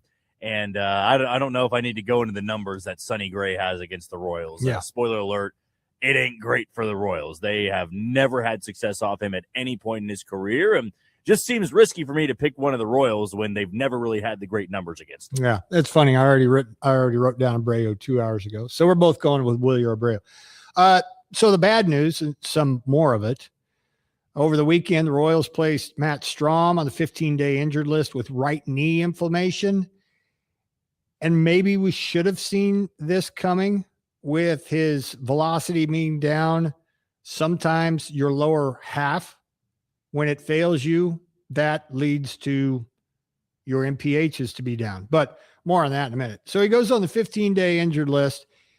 Pretty perfect timing. Bailey Falter got healthy at about the same time, or healthy enough, because they called him up and reinstated from the IL to take Strahm's place. Apparently, he has dealt with this in the past. The first time was September of 2020, and he missed 12 days. So getting that right the first time around would kind of fall in line with being on the 15-day IL. The second time was about a year later, and same time frame. He went on the IL twice in 2022, but not for knee injuries. And then he's been healthy from 2023 until now. So you recall that they acquire him from the Phillies back in December for Jonathan Bolin. And he was an all-star one of the 2 years that he was in Philadelphia. And he was only $4.5 million. He had been good numbers wise for the Royals, but had taken a little bit of a step back when it comes to his ERA. Last year with the Phillies, it was in the mid twos. This year, 386. Strikeout rate and walk rate both worse than last year. And I don't know if I said it on the air, but I asked Jack one way or the other, should we be concerned that he's throwing 91? Well, his four-seamer, which he used 36% of the time, was down from last year, 92.2 on average to 91.1. That may not seem like much, but as we've talked about with Lucas Ursig sometimes, Cole Reagan sometimes, just a 1 mile an hour difference in your average. Actually, Estevez is a guy that we really talked about this a lot more about. The velocity dip with those guys down there, it's a thing. And Strom's FIP is maybe what is the most alarming thing that you hope that this knee inflammation was responsible for. 4.88. That's suggested that he's been lucky to get away with what he has. His FIP basically tells you what should be happening and will if you don't change course here. But, Matt Quatrero said yesterday, I believe it was, to reporters that Strom has been, quote, pitching through it all year, end of quote. So that would explain a lot. And that would, again, further the dialogue that baseball players, many times before they go on the IL, try to play through it. And it appears that Strom couldn't, and so he'll be on the IL. Now, you have a little more onus on the high leverage guys, Lynch, Mears, Ursig. And now Falter, Schreiber, and Lang will be the low leverage guys or lower leverage guys. But the Royals bullpen has been a bottom 5 unit in the big leagues in 2026. And Strom, even though he wasn't his former self from the last two, his absence will put a little more heat on all the rest of those guys down there to step it up a little bit as far as their roles are concerned, because the 8th inning is now up for grabs. So Matt Strom on the IL. Maybe along those same lines, Boston, who comes in, has had 3 runs or less in their last 8 straight games. So maybe the Royals are catching them at just the right time as they come in for game 1 tonight. Again, it ought to be a good pitching matchup. And this ought to fit in or line up, I should say, with Seth Lugo bouncing back a little bit. We talked about him over his last couple of starts, how it's just been a root canal watching him pitch, fall behind guys, and end up gutting his way through 5 or 6, but giving up quite a few runs in the meantime. Boston had been scoring runs. So maybe this is just what the doctor ordered when it comes to Seth Lugo, to get him back on the beam and maybe to get his second win. But as Jack also mentioned, Sonny Gray, not only good this year, but good against the Royals, got a good arm. He's had a good career. So Royals hitters will have their work cut out for them. It'll be interesting to see if Jack Caglianone's in the lineup today. He was not yesterday against a right-hand pitcher. And we all were left to think, well, there must be something wrong with him. Maybe he's sick or tweak something. Who knows? Otherwise, he'd be in there, right? Well, no. Q, who got caught up a little bit or maybe a lot, in the reverse splits thing, basically just left him on the bench. Now, a lot has been made and a lot of heartburn has been had by Royals fans over the last few weeks. When there's a lefty starter on the mound for the other guys, Caglianone and Jensen have found their butts on the bench, much to the chagrin of a lot of Royals fans. Now, there's a couple of schools of thought there. Yeah, you'd like to see them be everyday players. But when their splits against lefties aren't good, and you've got platoon guys that you brought them in just for this scenario, you can understand, or at least I do. You can, and it can at least be explained away that Caglione and Jensen don't play against lefties because they haven't been performing. Now it's a chicken and the egg kind of thing. How are they going to get any confidence or experience if you don't play them against lefties? I can understand that argument too. But on the other hand, Q is in the business, Matt Quatraro is, of winning baseball games. It's not about this is a expansion team that's going to go 40 and 122. And so you just throw those guys out there in the deep end and let them either sink or swim. It's not the case. There were expectations this year, and there still are. So I can understand a little bit why Matt Quatraro hasn't been playing Caglione or Jensen against left-hand starters, especially if they're power guys and good sweeper guys and not just some pedestrian, just so-so stuff left-hander. If that were the case, then I would understand a little bit more of trying to sneak Jensen and or Cags in there when they're facing kind of a sauce-tossing lefty or a guy without elite stuff. Jack, that explanation yesterday of not playing Jack Caglione because Boston or St. Louis's pitcher had good reverse splits against lefties. I think, I don't want to say it's the last straw, but the patience or at least the explanation that you go to bat for Q for leaning on the analytics, that was a little tough to swallow for me. Yeah, okay, their pitcher has good reverse splits, but what about Caglione's against right-hand batters? How can he not be the outlier that snaps out of that or foils that strategy? Were you as surprised as I was that was Q's reason for not playing Caglione?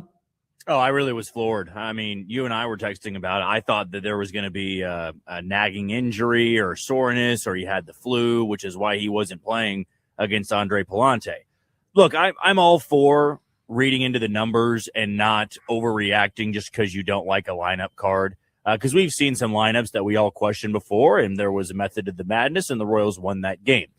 This was one of them where I said, I'm not really going to jump through hoops to defend it. And here's the reason why. Andre Palante, I don't care if he held lefties hitless all year long. He's a right-handed pitcher, and there's no way that Jack Caglione should ever be sitting against the righty. And the big reason being, Lane Thomas is not going to give you that much of a boost in that game. And he didn't. He was 0 for 3 with a walk in that game. He struck out twice and just was a non-factor at the bottom of the order. He's also 1 for his last 20. And I've been somebody that has defended Lane Thomas being in the lineup against lefties because that's something he has done better than most this year. He was brought in to play fine defense in the outfield and hit lefties. Jack Caglione needs to hit lefties. Like that, to me, I'm not going to sit here and go, oh, he needs to play every single day. I mean, that's just what has to happen moving forward. He has to show in a smaller sample size that he can hit lefties before he becomes an everyday player. And I've seen the arguments of, well, how come Vinny gets to play every single day? He's equally as awful against lefties. Well, Vinny Pasquantino's been an everyday player for the Royals the last 2 to 3 seasons, and a couple of those have been over 100 RBI seasons. A couple of those have been 25 plus, and one of them has been 30 home run seasons. So to me, that's why he gets the benefit of the doubt. Okay, here's the other rebuttal. Well, we're never going to know if Jack Caglione and Carter Jensen don't get everyday at bats. I get that whole part of it. But you can't just throw those guys out there against lefties and say, get it done, right? You know, if you are 1 for 40 with 39 strikeouts, at least we're giving you the at-bats. No, they need to show that they can handle it. And they're going to get there at some point. But what I can't stand for is what yesterday was. Because Andre Palante, look, he's fine. He's a fine starter. But let's not act like he's ever going to be, all-star this year or a Cy Young candidate. I don't care if his reverse splits were drastic there. You're not getting the upside at that spot in the order with Lane Thomas over Jack Caglione. Right. And really, I go back to the platoon lineups for the Royals. I mean, there's a big reason why Matt Quatraro does it. It's what Tampa Bay did for years, which is where he came from.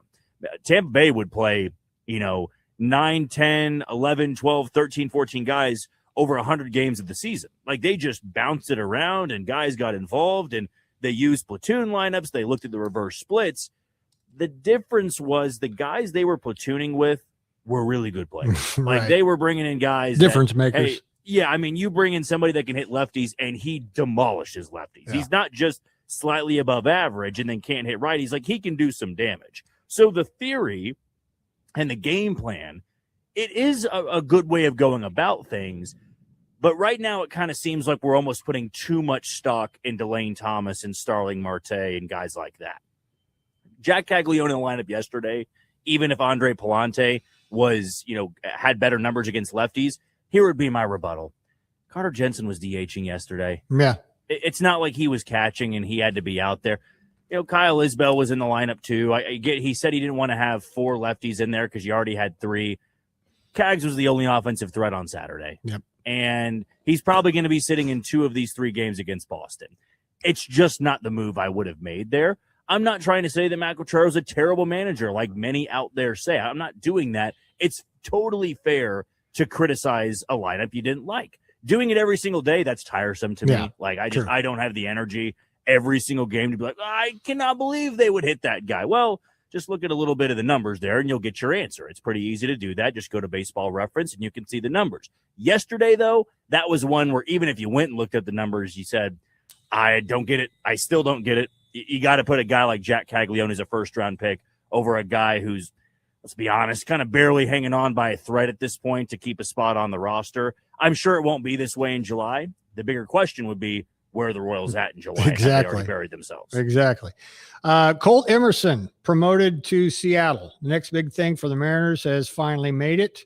So he gets called up. And the Wind Surge win their last 2 games in San Antonio, 5-2 Saturday, 6-3 on Sunday. Get back to 500, and they'll be back at it tomorrow night right here at Equity Bank Park against Tulsa. When we return, I'm old Jack Young. Next. The Shane Dennis Show will be right back on ESPN Wichita, 92.3 FM. Truck Staff is the premier provider for all of your towing needs. Fifth wheels, gooseneck, and bumper pull hitches with brands like B&W, Draw Type, and Kurt. We also sell and install brake controllers and airbags to lift your squatty rear end. Interest-free financing makes it a snap to get your boat, horse trailer, or camper safely down the road. For all of your hitch needs, stop by Truck Staff today at 427 North Washington. Check us out. Truck Stuff. What do people with blindness or low vision need to live to the fullest? Just ask them. It's skill development, scientific breakthroughs, knowledge-based jobs, and the same opportunities as everyone else. When you give to Envision, whether it be your time, donations, or your engagement, you make it all possible. That's because at Envision, they don't focus on the disability. They value the ability. They choose not to envision a world without sight, but to envision a world where people who are blind or visually impaired are empowered to reach their full potential. Learn more at envisionus.com. Hi, this is Brian Davis with Davis Liquor Outlet. And this is Blake Davis with savings on good old Modelo 12-pack bottles, just $15.99. And don't forget about Bacardi Rum, 1.75 liters, only $19.99. Davis Liquor Outlet, each store independently owned and operated. Wichita owned, Wichita proud. Step into Twin Peaks and you're in the lodge. Warm wood, roaring TVs, and the kind of energy your living room wishes it had. Wings, burgers, and ice-cold 29-degree beer. And a vibe that keeps you planted till the final buzzer. Twin Peaks. Eats, drinks, scenic views. Wichita, get ready for a lunchtime party at the brand new Johnny's Tavern on East Douglas. Join the Shane Dennis Show broadcasting live Thursday from noon to 2 on ESPN Wichita. Come hang out, talk sports, grab an ice-cold beer, and check out Wichita's newest go-to spot for burgers, wings, and wall-to-wall TVs. Whether you're a long-time Johnny's fan or checking it out for the first time, this is a place to be. Johnny's Tavern, now open at 1109 East Douglas. It's a sports bar. It's a tradition. It's your new spot. I was like, why are you so obsessed with me?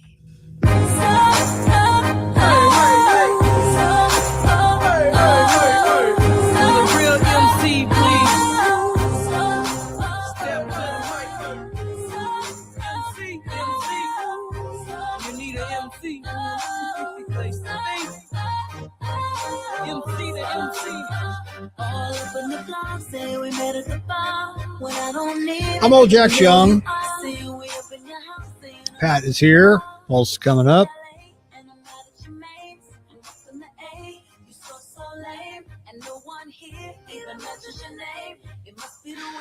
I don't know who this is.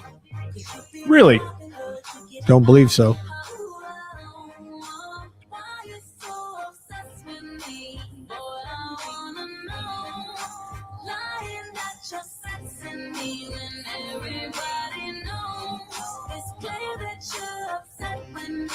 Does this person have two names or one?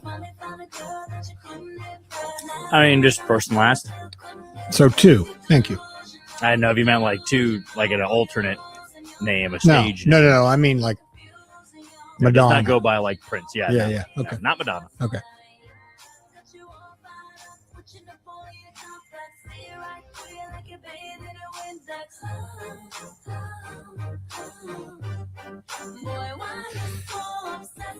Is it J-Lo? Incorrect. That You could say that her most famous song plays during the holiday season. Come on. Really? Mm-hmm. This is her. Mm-hmm.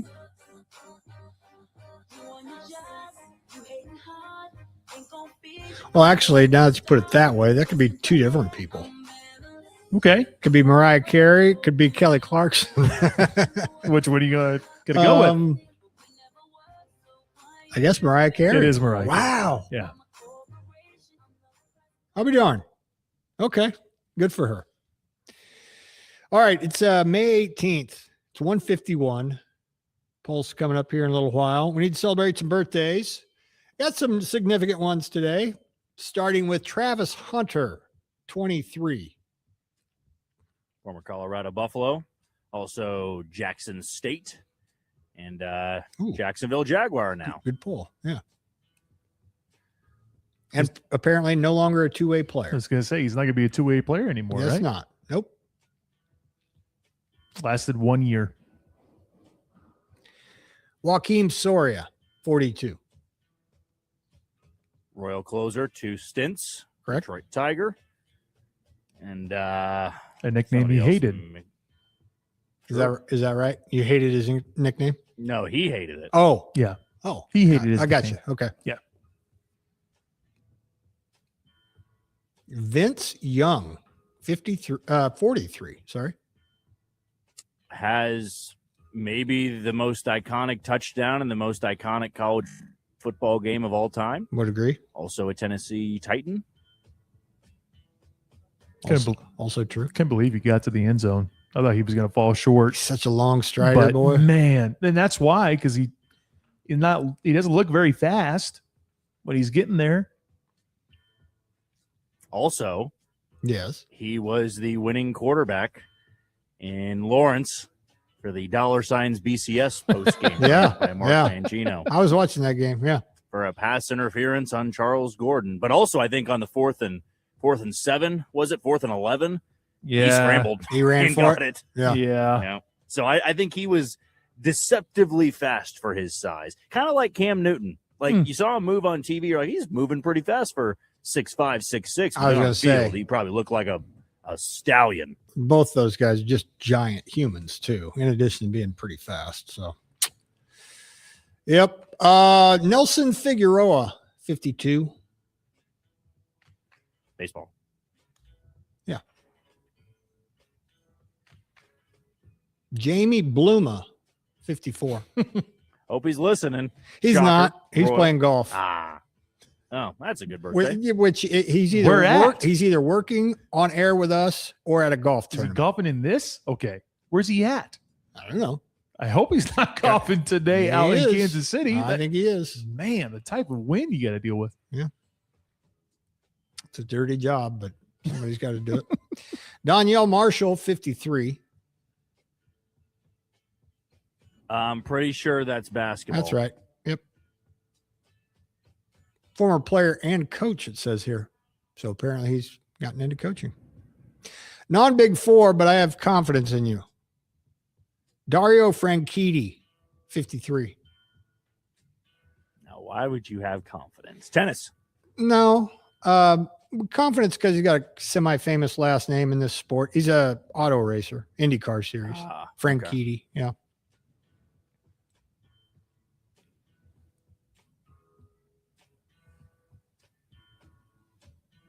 Marty McSorley, 63.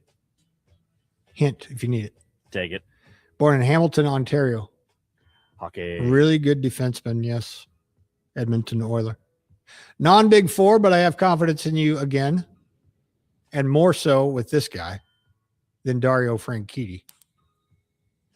Yannick Noah, 66. This is tennis. Very good. Pretty famous kid, too.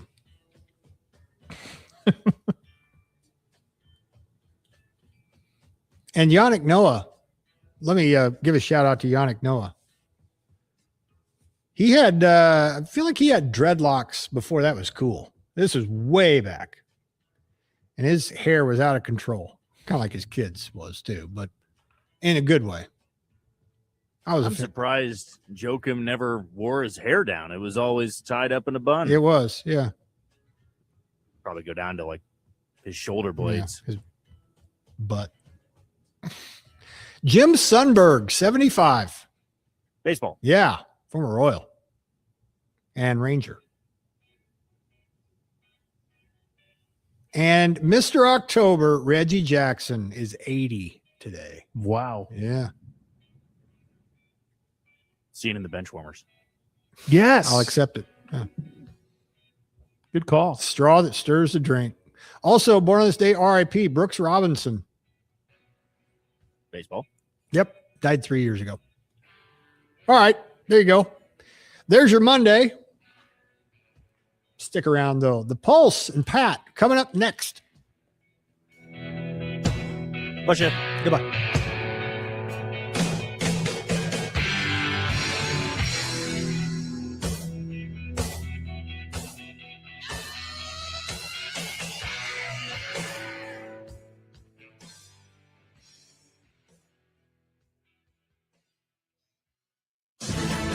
Wichita's sports leader. ESPN Wichita 92.3 FM. KKGQ Newton.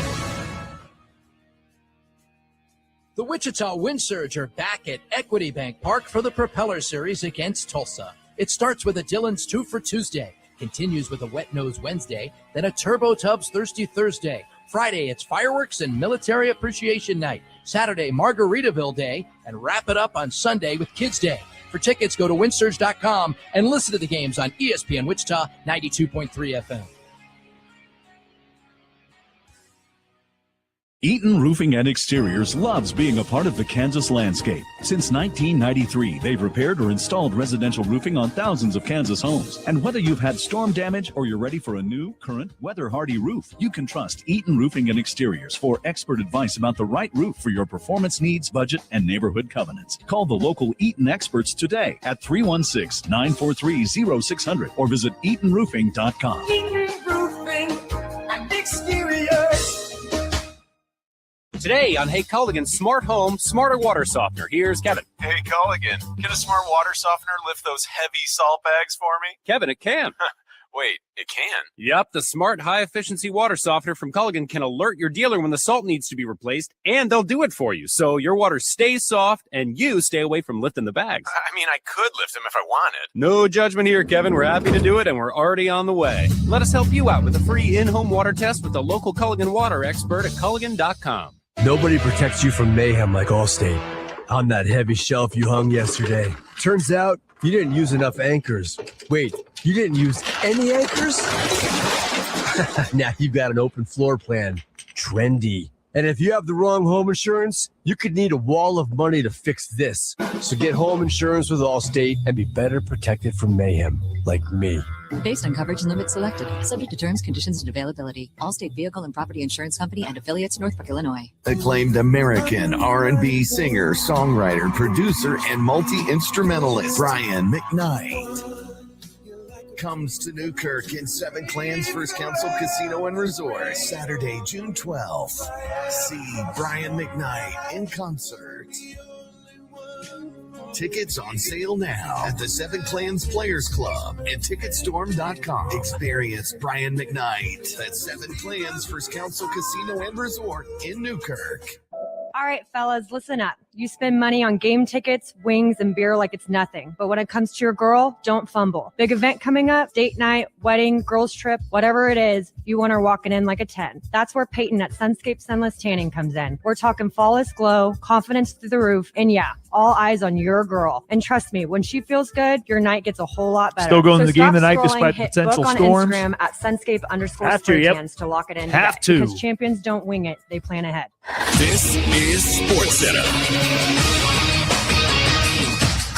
I'm Nick DeLuca. Conference finals are set in the NBA. In the East, the Cavs winning Game 7 last night to take on the Knicks, while the Thunder and the Spurs open up the Western Conference final tonight. ESPN's Brian Windhorst says it's a great test for just how ready Wemby and San Antonio are. This really, to me, is a referendum on whether or not it's Victor Wembanyama's league. I believe it will be a league that he owns at some point. Maybe that some point is now. This is a great opportunity. Windhorst on Get Up. Game 1 tip-off 8:30 Eastern tonight. Elsewhere, the Pelicans are hiring former Magic coach Jamal Mosley as their next head coach. The two sides agreeing to a 5-year deal today. Spent the past 5 seasons with Orlando, reaching the playoffs in each of the last 3, all first-round exits. Was fired after the Magic's Game 7 loss to the Pistons in Round 1. NFL Spring League meetings beginning tomorrow. Minnesota, the likely host for the 2028 NFL Draft, pending owner approval. Hey, it's your resident Super Bowl champ, Chris Candy. Coming up Tuesday, I'll tell you why James Harden is the player with the most on the line in the Knicks-Cavs series. It's Unsportsmanlike weekday mornings at 6, right here on ESPN Radio, ESPN2, and ESPNU. You're listening to The Pulse with Pat Strathman on ESPN Wichita 92.3 FM. Small town, big dreams, and a young boy the age of 15. Had a premonition his city would get seen. Now I'm winning, get Sheen in the city of the home. What's up, Wichita? Happy Monday, everyone. Hope you are doing great. Hope you had a great weekend. Got to say, it was enjoyable for us as we had a blast out at Gillies in Park City on Saturday. And now it's back to the work week. Womp womp. But definitely some weather to look out for today. And we will definitely keep you up to date. If anything pops up, we'll do our very best to let you know. But knock on wood, hopefully things are okay here in South Central Kansas.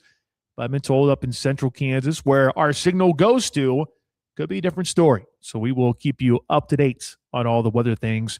In addition to all the things that took place in sports, Kansas, Big 12 champs, Wichita State, moving on to the postseason tournament in the American Conference. Royals get one. A lot of stuff to recap right here on The Pulse on Wichita's sports leader, ESPN Wichita 92.3 FM. Glad to have you here, as always, as you make your way around town. Be safe. Thanks for locking us into your preset number 1. But once you get to the house, let's say you're leaving work early because of the potential storms that could pop up. Once you get to the house, you don't have a radio, well, you can continue to listen to us in these ways. If you have a smart speaker, tell it to tune into ESPN Wichita 92.3 FM. ESPNWichita.com. There's a listen live button. Click on that. You'll be able to stream the show live. You can also take us on the go with you. Download the ESPN Wichita app. That app is extremely helpful because everything is in one location. We'll do some app exclusive giveaways from time to time, but the app is just worth it in itself. A, it's free. B, everything's right there. The ability to listen live, the ability to check out past shows, text line number, hotline number, our social media platforms, all right there in one location. Download the ESPN Wichita app today. You can also video stream. That's right. We are video streaming right now. You can watch us on YouTube, Facebook, and on X. We are video streaming in all those different locations. And if you want to leave a comment or two, I'll do my best to take a look at that. I know we have a couple people that exclusively video stream us. I got to do a better job of checking out those comments. So leave a comment, would you? Keep me honest. So that way I keep checking that every single second of the day. I'm Pat Strathman. Producing and contributing to the show this week is Jack Johnson. Only going to get him for 2 days this week. So bummer for us. So we're going to make the most of it with Jack Johnson. 316-669-4996. The hotline number is officially back. It's up and running. If you want to win some Kansas lottery tickets, that is going to be your best bet. Be ready to call 316-669-4996, but only when I tell you to do so. No need to hit up Jack now because we're not doing ticket giveaways, but we will at some point today.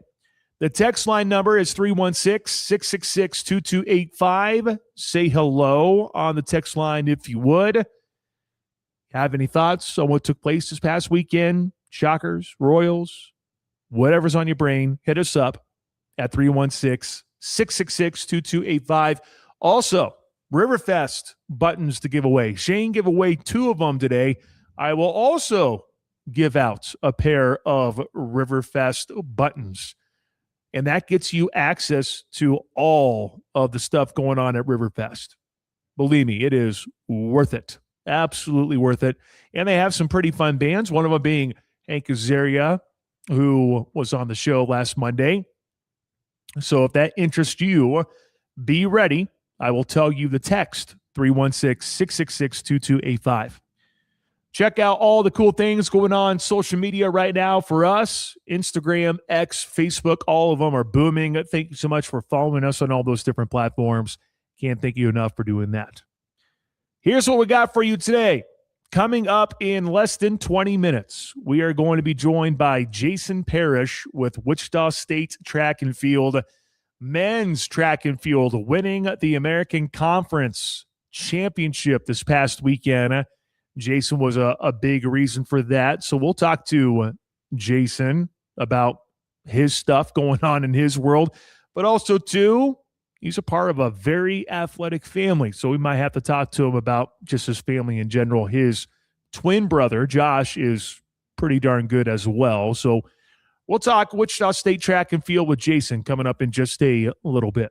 At the very end of the first hour, we'll do our Beast of the Week. Gee, I wonder who will earn the honor for Beast of the Week.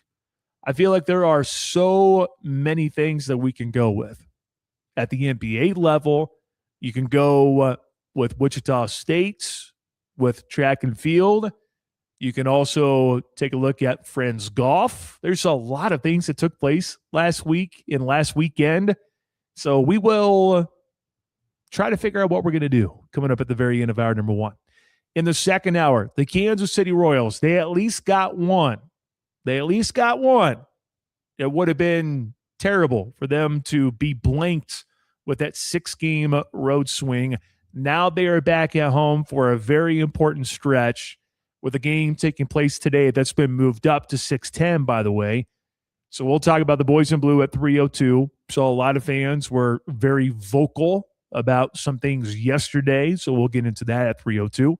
At 3:25, Kansas, Big 12 champs.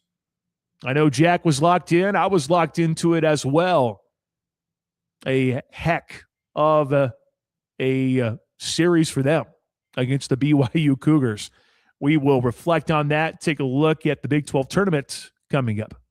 And then at the very end of the show, Jack Johnson picks out a topic for Mount Rushmore Monday, and we do our Mount Rushmore of said topic. It is May 18, 2026. Thanks so much for being here. 316-666-2285. Pat, can I be Beast of the Week? Shot a new best 76 on Saturday. Heck yeah, you can. 76, look at you. First time breaking 80? Maybe not. 76, though. You'll have to text me where you played at as well. Please let me know. I know Shane would be curious about that as well. Just for that reason, yes, you deserve Beast of the Week. Maybe that's what we need to do. Texters can send in their suggestions saying that this is what I did, so I should be Beast of the Week. You might be on to something there, Texter. 316-666-2285. Okay, you broke 80 a couple times. That's good. Oh, wow, look at you. You're all the way in Lions playing some golf. That's impressive. Well, congratulations. That's fantastic. Job well done. Wichita State baseball. What a wild Saturday it was in the American Conference. Wichita State needed a win in order to go to the American Conference postseason tournament, and it was far from easy, but the Shockers got it done. Let's cover that. Cover it from all angles. Brought to you by Conradi Insurance Group. When life throws the unexpected your way, Conradi Insurance is there covering all angles, from home and auto to business and beyond. They have you protected. Visit ConradiInsuranceGroup.com today. That's Conradi, Conrade, insurancegroup.com. Evan actually swung on by last week to cut some new ads, so it was fun to see her. We go back to Salina days, so it's always great to have her in studio. We sure do appreciate the support of Conradi Insurance. Man, oh man, what a Saturday in the American Conference. We were camped out at Gillies in Park City from 3 o'clock on, and I was listening to the game to see how things would unfold on my way up to Gillies. And it looked good there for a moment for Wichita State, only to find out that the Shockers would end up giving up 2 runs in the 9th, and that would send the game into extras. The way that things started, I'm thinking to myself, okay, the Shockers get themselves a 2-run bomb. What happens in the bottom half of the first? Well, South Florida does the exact same thing, and you're tied at 2. But going into this game and the previous 2, Wichita State did a solid job of reserving the arms to have everyone available for the final game on Saturday. For the game on Friday, it was a brutal blow for Wichita State because it felt like that they were in the driver's seat as well in order to get that win, but they couldn't find a way to get the job done on Friday. But they only used a couple of pitchers in the game on Friday. And then you get to Saturday, Johnny Nuanez. Okay, can this guy shove again for Wichita State? We've seen Matthew Kushis do that all throughout the season for the Shockers as the team's ace. Johnny Nuanez has been just as solid throughout the entire season. And he ends up going 7 innings, gives up 5 hits, 2 earned runs, 6 Ks, and no walks. He threw 83 pitches. And I would like to think that things would have been a little bit different for Wichita State had it not been as close of a game as it was, 4-3 at that time when he ended up being replaced. I wouldn't have been surprised if Wichita State would have gone in maybe another direction, would have turned to or would have kept Johnny Nuanez out there for another inning because he was doing great. And Wichita State gets this massive, absolutely massive insurance run by the former Mays Eagle, Jaden Gustafson. He had a couple of RBI singles in that game. He had the RBI single to put the Shockers on top, and then he added it with another RBI single in the 9th inning to make it 5-3 Shockers on top. And you're thinking, okay, here you go. Well, Wichita State has Brady Pasha out there, and Brady Pasha has been solid throughout the entire season. But, of course, when you use them as much as you do, sometimes you do see a little bit of wear and tear. But Brady Pasha is the one who came in the 8th, had a little bit of traffic to deal with, was able to get around that. But then you get to the 9th, and he ends up giving up a double that ended up scoring the 2 runs to tie it at 5. And it felt like at that point, well, maybe Wichita State's juice is completely gone.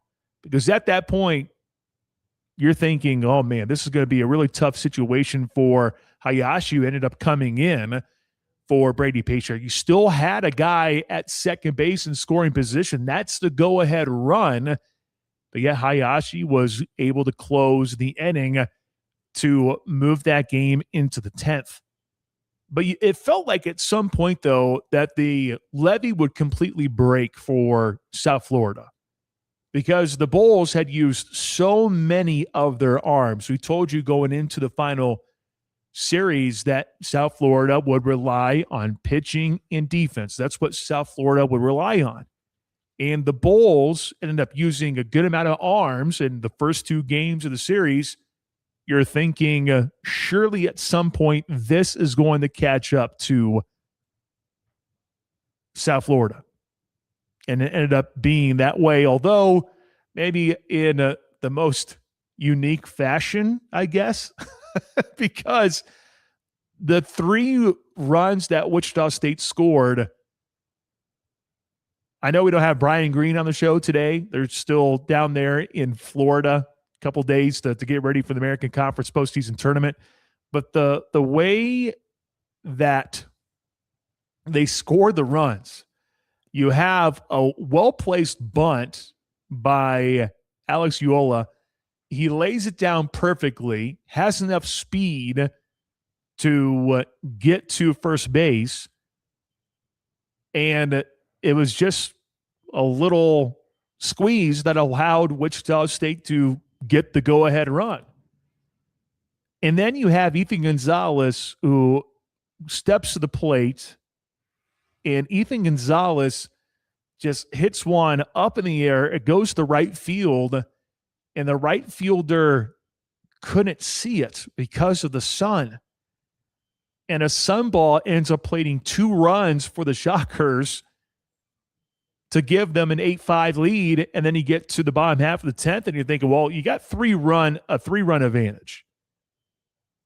No matter what, you're going to be fine. As long as you don't put 2 runners on, and then you have a guy that goes to the plate with a chance to hit a home run to potentially tie it up. But South Florida, not really known for hitting bombs, first and foremost. That's not really what they're known for. But you had Hayashi really kind of put them in a situation to where they had to take those swings, and they had to they couldn't just put a bunt down to try to move someone across. They actually had to go out there and try to swing away as much as possible. And Wichita State ends up shutting the door, and they needed a win in order to make the postseason tournament. And that's exactly what they did, although it was uncomfortable for a good portion there, with it being a tied game at 3-4. And then you're talking about a 1-run lead going into the 9th inning. You turn into a 2-run lead. It got a little interesting, obviously, and then you see the double given up by Pescia to allow South Florida to tie it up. But unlike what happened in the game before where Wichita State got walked off, the Shockers end up getting this one. And it was just an overall crazy day in the American Conference because you look at the other scenarios too. So even if the Shockers were to fall to South Florida, there was still an opportunity for Wichita State to make the postseason tournament as the 8th seed. There was still an opportunity for that to happen, because you have a head-to-head tiebreaker in favor of Wichita State if the Shockers were to lose. And if Charlotte were to lose and Tulane were to lose, then Wichita State's in the postseason tournament no matter what because of the head-to-head over Charlotte. Now, had Tulane beat Rice, or had Tulane ended up winning and you have Charlotte ended up losing, and then Wichita State ended up losing, if that would have been the order, then you would have been talking about a 3-way tie, and the 3-way tie would have hurt Wichita State, and the Shockers would have been outside looking in. And those games were crazy too. Those games were chaotic. It was a wild, wild day in the American Conference to wrap things up. Absolutely wild. But I know what you're thinking. You get those final runs in the 10th, the way that you scored those runs. But I can assure you, Brian Green and the players, they don't give a dang because they get to continue to play. And sometimes all it takes, especially in sports, all it takes is something funky to happen, to have some stuff bounce in your favor. And that would allow you to maybe use that as fuel in order to try to jumpstart something there for the American Conference postseason tournament. Now, speaking of the American Baseball Championship Tournament taking place in Clearwater, Wichita State ends up being the 7 seed, facing the 6 seed Florida Atlantic. That game taking place on Wednesday at noon. Shockers lost 2 of 3 to FAU not too long ago at X Stadium. Charlotte is the 8. Memphis is the 5. That game will follow Wichita State and FAU. In order to make it to the double elimination portion of the tournament, you have to get a win. So your backs are against the wall once again, although in postseason play, it doesn't matter if it's double elimination or single elimination. It feels like every game is huge, so you're going to treat it like do or die for the most part. And you were just in that scenario against South Florida to wrap things up on Saturday. If the Shockers were to win against FAU, they would match up with the 3 seed in Rice on Thursday at 12. And then that's when you have the double elimination portion. If they were to get the win against Rice, then they would take on the number 2 seed in East Carolina, a Pirates team that didn't necessarily have the best of years like they're used to, but yet they still find a way to get a share of the American Conference regular season championship. The 1 seed, by the way, is UTSA. The 4 is UAB. Just a wild way to wrap up the regular season in the American Conference. Absolutely wild. And it was back and forth. My phone has never had so many tabs open. It's never been that way. My phone battery was just absolutely just drained by the end of the day on Saturday. But it was well worth it. Scoreboard watching. I'm sure every Shocker fan can relate. I'm sure everyone was scoreboard watching. Seeing Charlotte and Memphis. Charlotte ended up getting that win 8-7. Wichita State, of course, winning against South Florida. But Tulane and Rice. Tulane was in the driver's seat for, probably 90% of that ball game. Now, at the end, it didn't matter because Wichita State and Charlotte both won. But if it ended up being a loss for Charlotte and a loss to Wichita State and Tulane would have gotten the win, that would have made things a little interesting, I suppose. But regardless, the Shockers are in. And that's all you really want. If you are a player, if you're a coach, you just want to be in. And now the Shockers get an opportunity to prove themselves. And it'll be interesting to see what Brian Green and the Shockers choose to do in that first game against FAU. Well, we just assume Matthew Kuchis is going to be on the bump. And then in game 2, you'll figure it out. And I wonder if things would be a little bit different for Brian Green's staff because you have the second game against South Florida where it wasn't Brady Hamilton that got the start. That wasn't the case for him. It was Caleb Reed who ended up getting the start. And then Brady Hamilton came in, and that's why Wichita State had pretty much everyone available outside of Brady Hamilton for the final game on Saturday.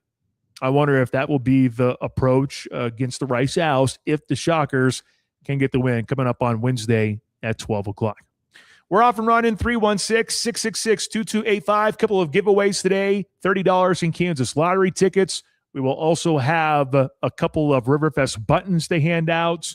We have Royals talk, KU talk in the second hour, plus some Mount Rushmore Monday, and we'll get to our Beasts of the Week in a moment. But coming up next, we get to reflect on a very special weekend for Wichita State track and field. The men's squad ends up claiming the American Conference Championship, and Jason Parrish was a big part of that. We'll speak with the Olathe native when we return on The Pulse. You're tuned into The Pulse on ESPN Wichita 92.3 FM. Truck Stop is hitting the trails in support of the Ronald McDonald House. Join us for an off-road poker run in Disney, Oklahoma on June 13th for a chance at over $15,000 in prizes and to support a great cause. Obstacles go from mild to wild, so join Truck Stop Crawling for Kids event June 13th. Stop by the store at 427 North Washington to donate or register, or check out the event on Facebook or our website, truckstuffks.com. Check us out. Truck Stuff. For over 55 years and 2 generations, the Southwestern Remodeling Professionals have been providing homeowners in the Wichita area with a truly unique luxury remodeling experience. From the initial consultation through project design and production, our team provides concierge-style service with a true focus on the best quality products and professional installation. Are you ready to experience something truly different? Give us a call today at 263-1239 or visit southwesternremodeling.com. Let's fiesta! The party never stops at Crosswinds Casino. This May, get ready to win grande when you play the Piñata Fiesta Wins Play giveaway. Join us Saturdays in May from 2 p.m. to 7 p.m. Every 20 minutes, a player will be drawn to win up to $500 Wins Play. Pick the right piñata. All right, I got him on the line. Perfect. Also, Boobich. Casino. Ouch. So close, so fun. Yeah, so pretty fitting. Festive. When you're I hiring, love how you're like, have you ever felt like you're missing out who on really meeting cares? truly great candidates for your roles? it's not even at the end of May, and Jack's like, you know what? Screw Out this. there somewhere, right? Well, whether Well, it's positive they're or not good, hard to you're find just going to have when you know where people to go. bitching about something. And So that why person even is bother? That's true. That's and fair. right now, That's you fair. can try ZipRecruiter for free at ZipRecruiter.com/radio. ZipRecruiter helps 10 million people with their job search every day. And because these people are actively looking for jobs just like yours, it's easy to find the right person right away. In fact, 4 out of 5 employers who post on ZipRecruiter get a quality candidate within the first day. But if you're not using ZipRecruiter, you're missing out. So see what it's like when the impossible is easy. When you go to ZipRecruiter.com/radio right now to try ZipRecruiter for free. Once again, that's ZipRecruiter.com/radio. ZipRecruiter.com/radio. Never miss out on great candidates with ZipRecruiter. Hey, ESPN Wichita listeners, we'll be on location at Booth Creek Wagyu coming up on Friday, getting you ready for Memorial Day and grilling season. It's a Shane Dennis show with our good friends from Booth Creek at 21st and Webb. Come by and see me at noon. Ask for the 3 different grill bundles ranging from burgers and dogs to brisket and ribs. Grill masters rejoice. Come to Booth Creek Wagyu. Jeannie will hook you up. ESPN Wichita 92.3. Shane Dennis show Friday at 21st and Webb.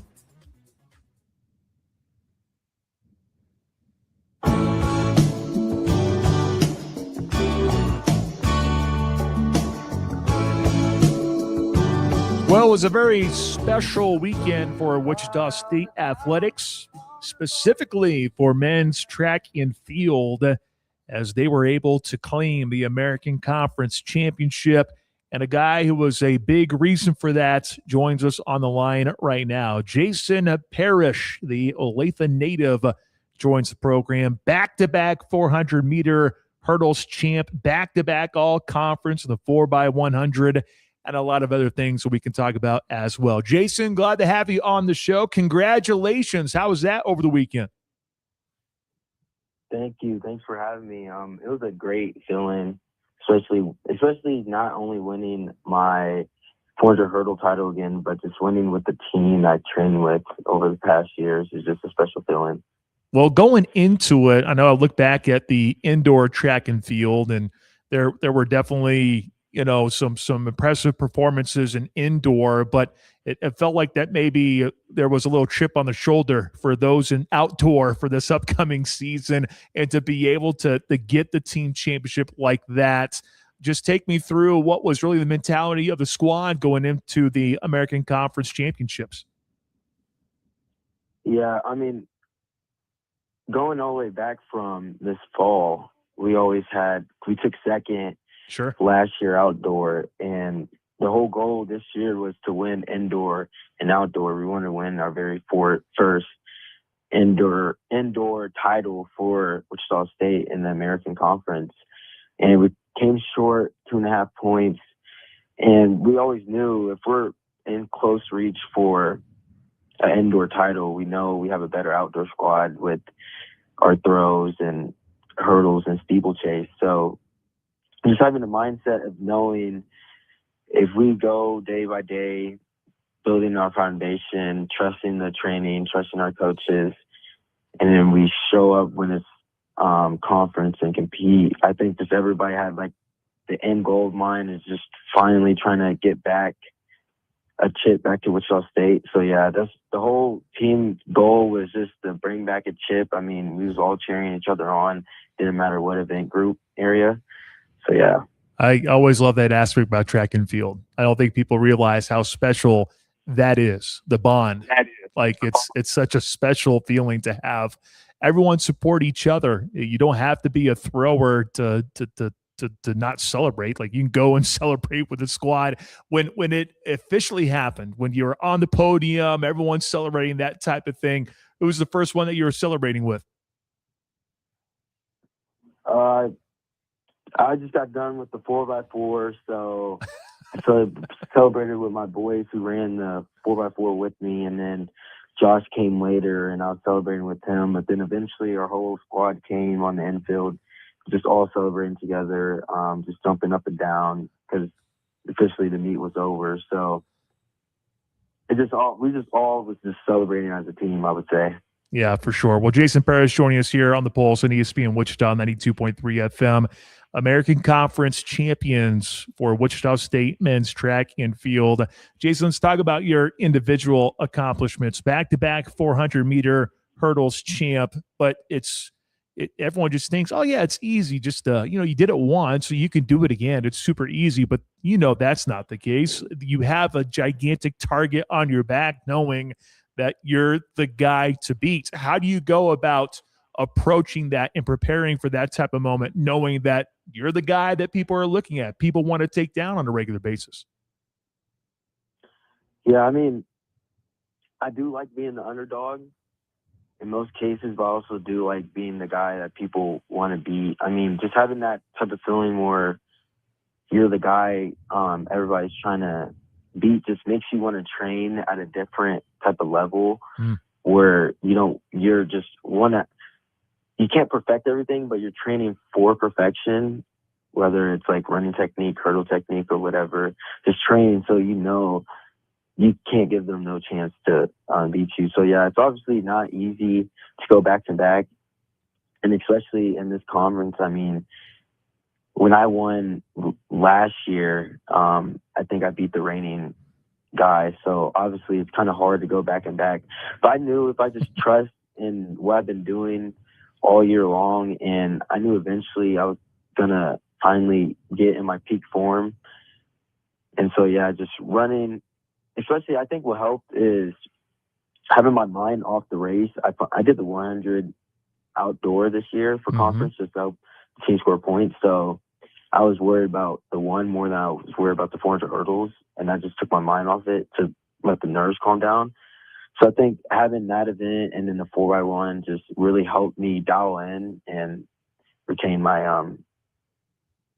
400 hurdle chip again. Yeah, 100%. Now, the 4x100 meter relay that you were a part of, all conference in that area. We'll talk about the 100 here in just a little bit, but to be a part of that and also the 4x400 for that matter as well. What's the biggest difference for someone like you who's doing something as an individual than having to join a group for a relay team? What's the toughest challenge with that? I really wouldn't say it's a tough challenge. I mean, it's 4x1. The only challenge is like depending on the weather or the wind, you have to change your steps because I may be running with the tailwind or headwind. But I think we have flexible guys with me, Cairo, Brody, and Josh. Just like we're very close to each other, so I think we can coordinate with each other well. And I enjoy being in a relay. I mean, I'm a big relay guy. Like I do like my individual events, but I also do like running in relays as well. So it's like being with those guys, it's fun to race with, and I was very excited that we got all conference. I mean, goal was to try to win it, but I mean, we projected third and we got third, so can't get mad at that. And then just running the 4x4, I didn't really have to run the 4x4. We had the meet already won, but I wanted to run it for my guy Brock Mers. It was his final race as a collegiate athlete. So just running with them, and then we had a guy step up who's usually just a 1-2 guy, long jumper. He wanted to run it as well. And then we had a multi who did 11 or 12 events right before the 4x4. So I just think we got flexible guys. Anybody's ready to step up. So yeah, I enjoy being on relays. I love it. Jason Paris joining us here on the Pulse on ESPN Wichita 92.3 FM, part of the championship squad that was on display this past weekend. Now, you brought up the 100. At what point did you think, you know what, I am going to do a 100? Was that something you decided early on after last year? At what point did you say, yeah, I'm going to give the 100 a try? So I would say after taking third in the 60 at conference indoor this year, I always thought I could run the 100, especially I'm part of the 4x1. So I think I could have been pretty quick in the one, but last year I didn't really know how to run the one. I ran it once and I didn't run that fast because I tensed up, but like my coaches helped me and I don't tense up no more while running. So the goal was to run the one sometime during the season and get a projection of what time. But then I saw the schedule drop. I was like, hey coach, I think I'll be able to do the 4x1 400 hurdles. Like, I think I'll have enough time to do recovery. And my coach was all for it. So I was just going out there trying to compete in the one and then taking second in prelims, running personal best, and then obviously running a fast 1/8 time in finals and taking 6, which is very exciting. Yeah, and here you are also on like kind of the bubble in order to qualify for NCAA West prelim. So are you nervous at all as you try to wait and see what else everyone else does out there in the country? I think this is kind of the unique part about track and field that people don't talk about is you're kind of on the bubble. It's like you're wanting to, but I don't know, you don't really know. So what's that feeling like? Yeah, I know for sure I made it. I know for sure.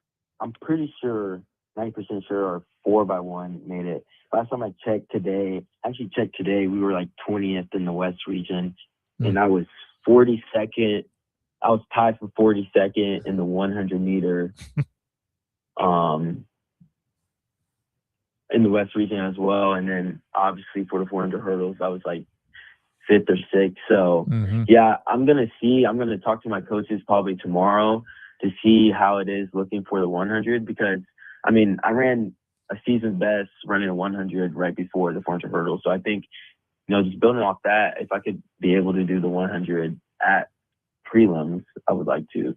Okay. Well, yeah. I'm rooting for you, man. I got that information, said that you're kind of on the cusp, and I'm like, oh, the fun times of just waiting and seeing what's going to happen. That can always be a little nerve-wracking, but it sounds like that you got ice in your veins. So, no big deal. No big deal. What's it like getting a chance to have all this success with your twin brother by your side in Josh? How exciting is that? Take me through what that feels like, having your brother by your side throughout the course of your time here at Wichita State. To be honest, I don't think I would be the athlete that I am without Josh. I mean, just having someone who's always going to hold me accountable in training or just life in general, and just always making sure I'm going 110%, giving it my all. So like having Josh really has helped me succeed as an athlete. I think it has helped him as well. Just having each other to push each other, critiquing techniques, telling each other what we did wrong or right. So just having him, and especially like during meets, like I don't want Josh to outshine me like he does well, and then I don't, or Josh doesn't want me to do very well. So just having that competitive mindset between us, I think has helped us have some success here at Wichita State. Why Wichita State? Why'd you choose to become a Shocker? Chose to become a Shocker because I always wanted to go D1, and believe it or not, Wichita State was my only D1 track offer. I had a couple of offers, D2, Washburn, and I forget the other school, and I had like an Indiana Tech NAI offer. Mm-hmm. And so, and I always wanted to still run track with Josh. So it's either football or track. And then we ended up deciding to do track. And then so after the visit, I really liked the place here. Coaches were amazing. I liked the mindset going in because they just came from winning back-to-back outdoor championships when they were recruiting me as well. So I just believed in Wichita State. Well, you brought up how Josh has been so vital for you. You come from a family just of athletes, and certainly we are very aware of Jacob and what he's been able to do in his football career. How much does Jacob help out as well, in addition to Josh, and maybe just the family, just in general, man? It's not just one or the other. It's probably just everyone as a group pushing each other to be the very best that they possibly can be. Yeah, I would say like for my older brothers, Jacob and Javon, they always tell us to leave a legacy, and everything. Like, especially with Jacob, I'm very close with Jacob. I talk to him daily, and he's just always telling me to put my foot forward, always do my best. I mean, I have my parents who's telling me just go out and have fun. I mean, you have nothing to lose. But I mean, Jacob is like I'd say he's very hard on us. I mean, because he wants to see us succeed. So just having somebody who I do not want to let down, especially for my family, just having like a competitive mindset throughout the family has helped us. Absolutely love it. All right, I got to ask some fun questions here. I would assume 400-meter hurdles, your favorite event? I would, if I could, I mean, 400 hurdles is up there. I mean, if I was fast enough to just be a 100 guy, I would definitely do that instead. Why is that? Is it just because it's faster? You don't have to worry about jumping over anything? Is that why maybe it's a little bit easier? I wouldn't have to worry about no lactic acid or dealing with pain or a headache after a race. I would just run down 100 meters and just walk off the track after. So yeah. Okay, fair enough. Least favorite event that you've ever done.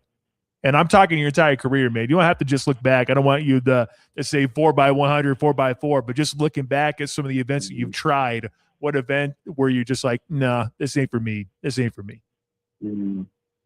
I would say least favorite I would say a 4x8 or long jump. And the only reason why it's long jump is this might sound a little crazy, but I don't like sand. So like when I'm jumping in sand and then after I'm done with the meet, I'm finding sand in places sand shouldn't be in. It's just like a no go for me. And then the one time I ran the 800, I did a 4x8 with some of my teammates here at Friends University, but it was very cold, very windy. And so it was not a fast time. And everybody says the 400 hurdles and 800 feel the same kind of. Mm-hmm. 800 is a way different type of pain than the 400 hurdles. Yeah. All right. So we've learned no sand. All right. No sand for Jason. Yeah. Okay. I understand that. Now, if there was one event, like a throwing event, which one do you think you could actually somewhat be decent at? Jav, shot put? What's one that you would actually be somewhat decent at? I would think disc or jab, not shot put. I mean, I'm not the biggest guy out there, so I don't think shot put will go well. But jab, I mean, jab is really with technique and some power. So I think if I got the hang of that, either jab and disc. Disc looks like the funnest throwing event for me. Like I would definitely like to do that, but like what I think I'll be the best at is probably javelin. Okay, I like it. No interest at all in pole vault? No, that's everybody who does pole vault. I give their kudos to them. They're very brave. I would never try that at all. Too nervous? If you're afraid that things will go wrong, the actual thing will break. Is that what you're most nervous about, I suppose? I actually saw someone on our team, Liam Miller. He was practicing, and his pole. It was like a week ago, actually. His pole broke. Oh, like it snapped in half when he was going up. So I was like, yeah, that's just another reason why I should not be doing it. Fair enough, man. Fair enough. Well, congratulations, man. Such a tremendous accomplishment, both as an individual, but as you brought up, to be able to bring home a team championship into be able to bounce back. I know indoor it was tough. I was locked into the indoor as well, man, and I was rooting for you guys all the way to the very, very end, but falling just a little bit short. But hey, a title is a title. Doesn't matter if it's indoor or outdoor. You got the job done with the outdoors. So congratulations on that, man, and stay healthy, and best of luck to you as you finish out the rest of the season, okay? Appreciate you. Appreciate it. Thank you for having me. Absolutely. Anytime. Jason Parrish with Wichita State's track and field.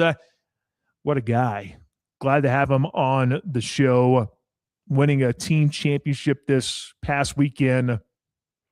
And I'm telling you, I'm not lying when I say I was locked in the indoor. I was locked in the indoor not too long ago. And I'm just thinking to myself, well, it's going to be interesting. It's going to come down to basically a photo finish, and it ended up just not going in the way of the Shockers. But they bounced back in a big way by claiming another outdoor championship on the men's side. I believe the first one since 2023, if I recall correctly. So men's track and field has been solid, especially with Jason and Josh. Both of them are tremendous athletes. Jason being a back-to-back 400-meter hurdles champ and back-to-back all-conference for 4x100.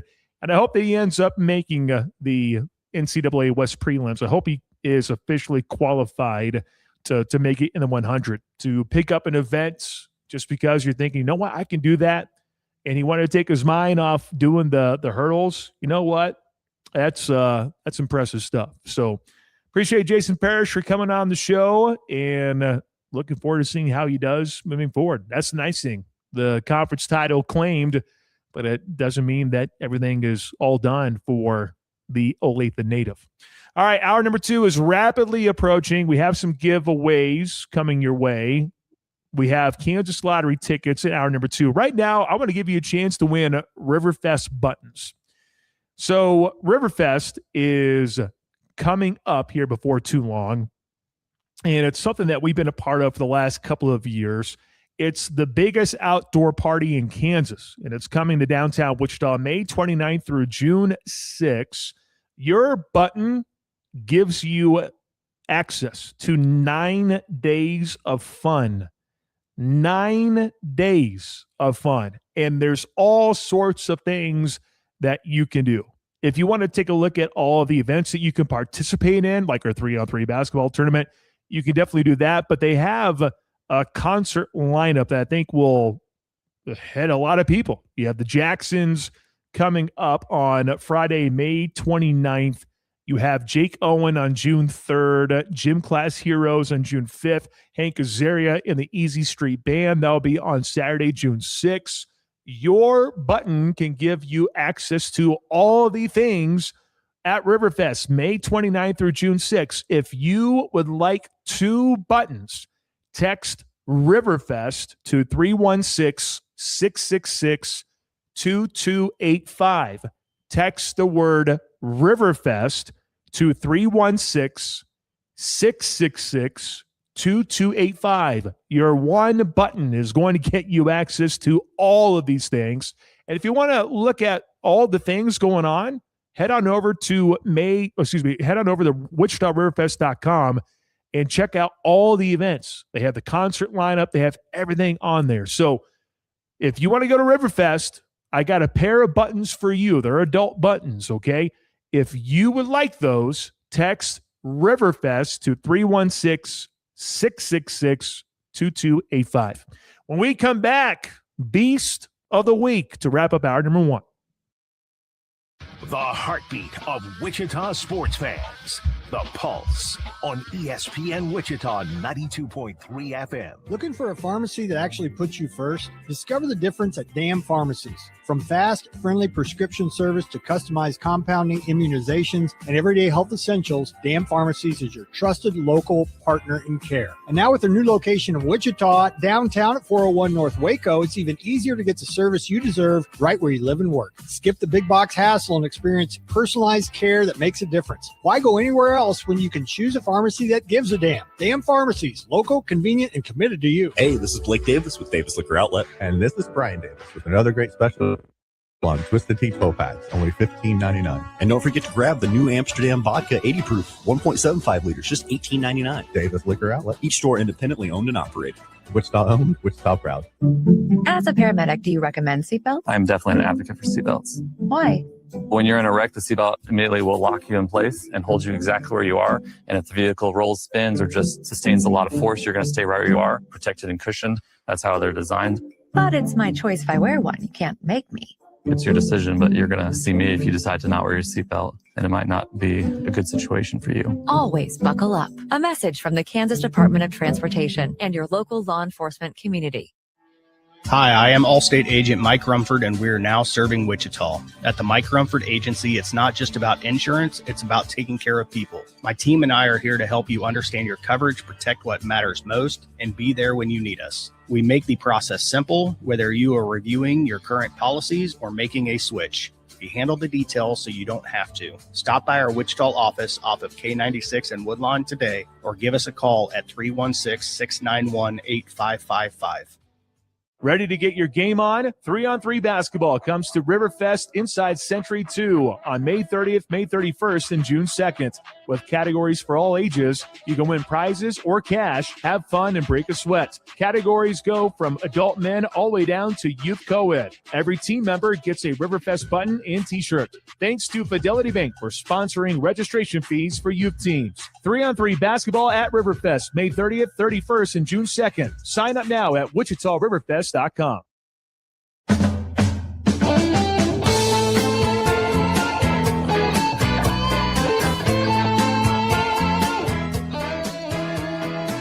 Lots of people wanting Riverfest buttons. Can't say I blame you.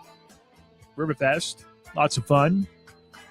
May 29th through June 6th. 9 days of fun. And you just heard the promo for the 3-on-3 basketball tournament. Yes, you can still sign up for that. You can potentially win some big boy cash, or a good amount of cash, I suppose. We'll also give you a chance to win money with Kansas lottery tickets. In order for you to win those, you will need to call in next hour, and I will keep you posted when it comes to that. Kansas City Royals talk in just a little bit. A bit of news involving the Royals that just, ouch, I'll just say it like that. So we'll get to that coming up in hour number 2. KU baseball wins a Big 12 regular season championship.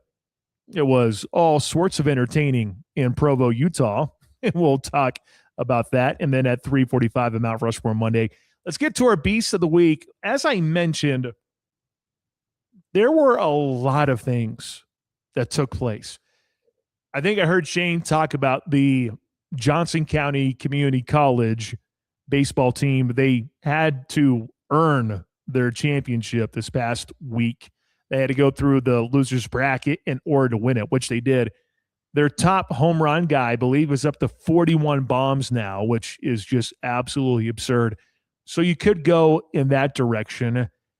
I'm going to try to split here as much as I can, because anytime that you have a couple of amazing performances, that's just what you got to do. Josh Parrish, so we just talked to Jason, his twin brother, and terrific job by him. Well, his twin brother, Josh, he delivered an incredible individual performance to help the men win the outdoor championship. So the Shockers finished with 171 points. They beat North Texas by 33 points. First outdoor title since 2023. Josh Parrish was named the meet's most valuable performer. He scored 26.5 points, the most by any athlete in the competition. He won the long jump. He repeated as champion in the 110-meter hurdles.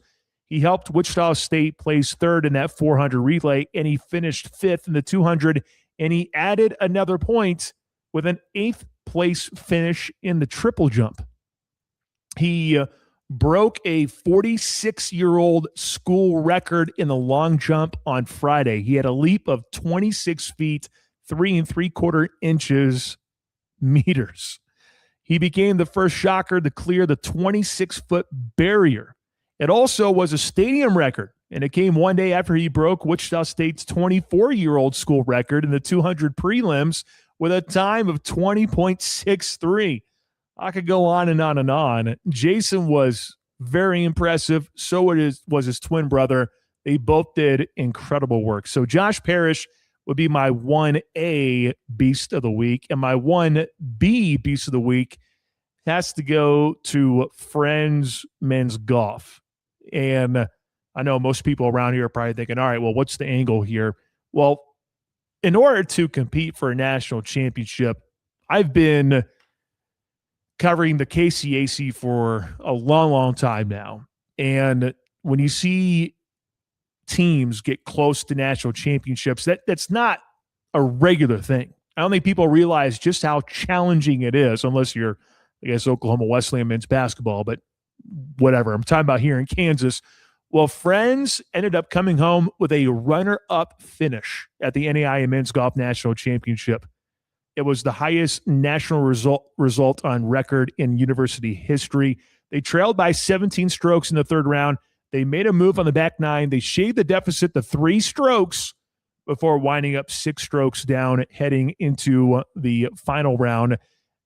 After finding themselves in an 11-hole deficit, they battled back again, came within 1 stroke on the 18th hole before falling just 2 strokes shy of the national champion, Oklahoma City. Just incredible stuff here in town. Maybe sports that don't get recognized enough, but hey, you're talking about a national runner-up finish and Josh Parrish, who just broke all sorts of records. Those are my Beast of the Week. Jack, you just going to spoil it and say KU baseball, or you want to save that for hour number 2?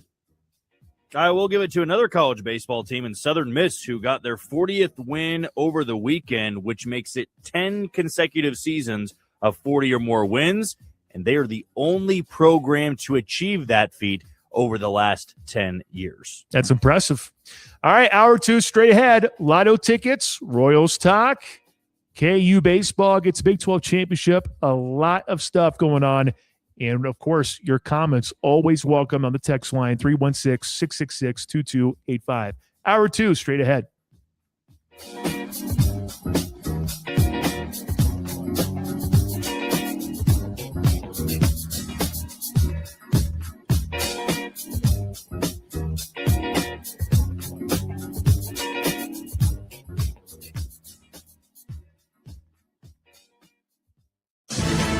Wichita's sports leader.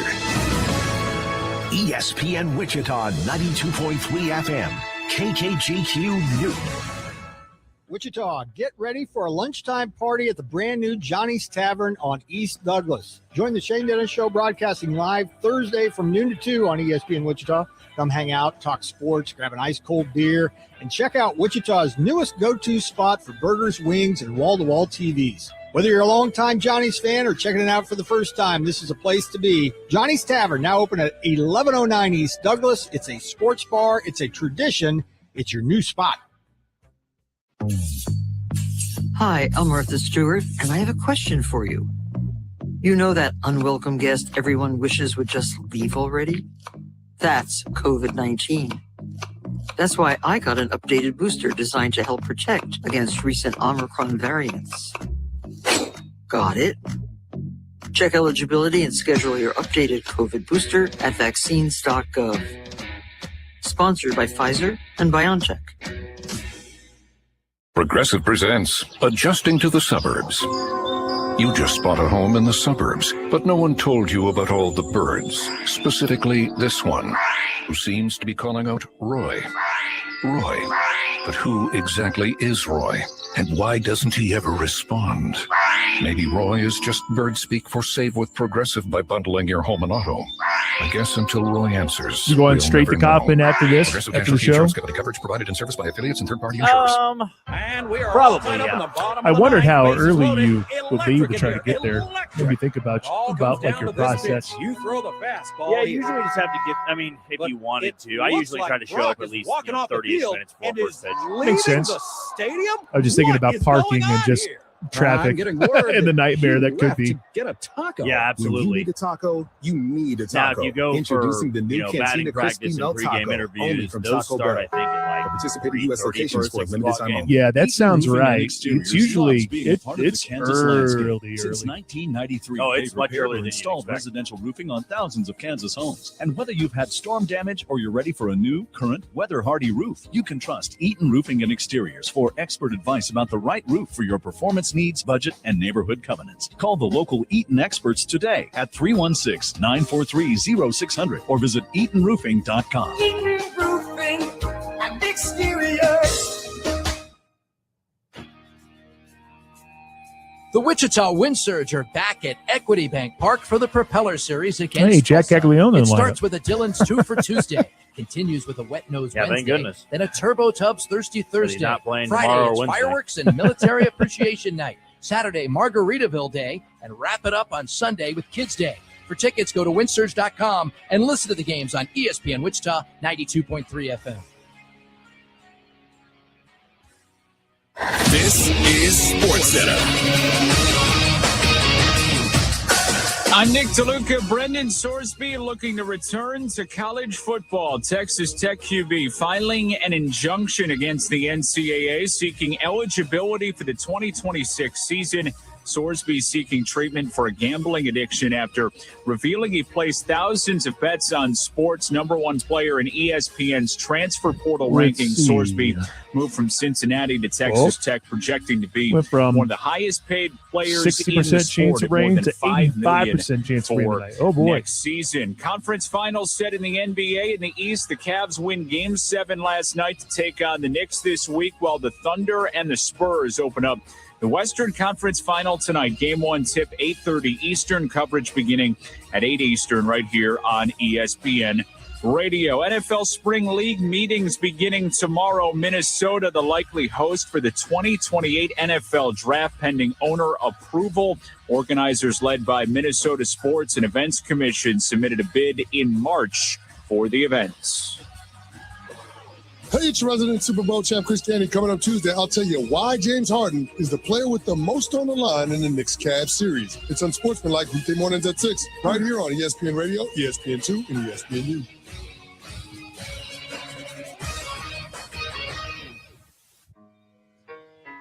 It's just a public service announcement sponsored by Just Blaze and the good folks at Rockefeller Records. Fellow Americans, it is with the utmost pride and sincerity that I present this recording as a living testament and recollection of history in the making during our generation. Allow me to reintroduce myself. My name is Ho, H to the O-V. I used to move snowflakes. Welcome by the back. OZ.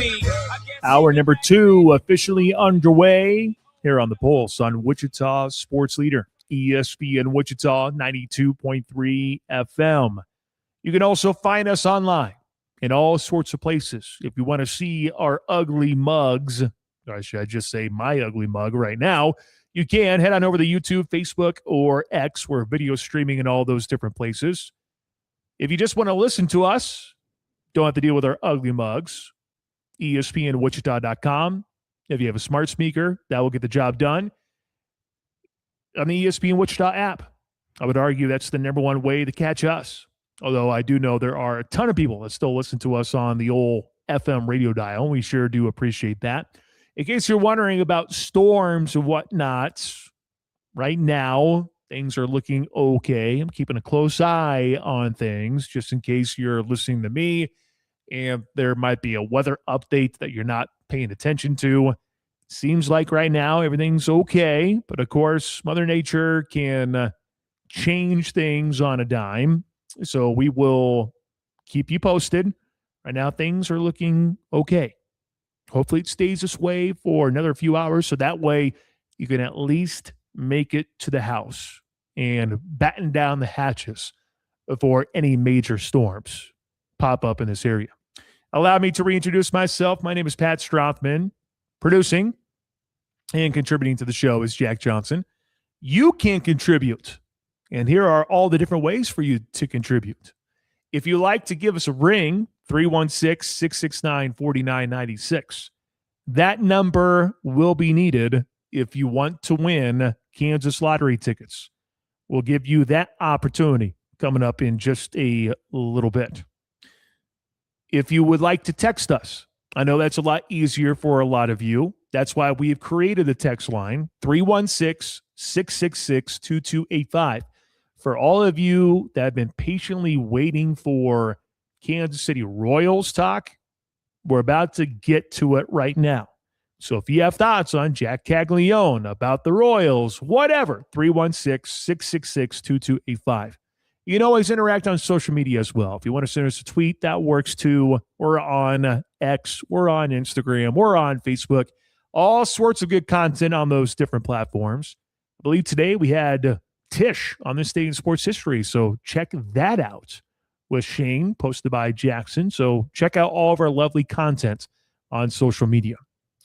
Kansas baseball, Big 12 champs for the first time in a long, long time. First conference championship since 1949.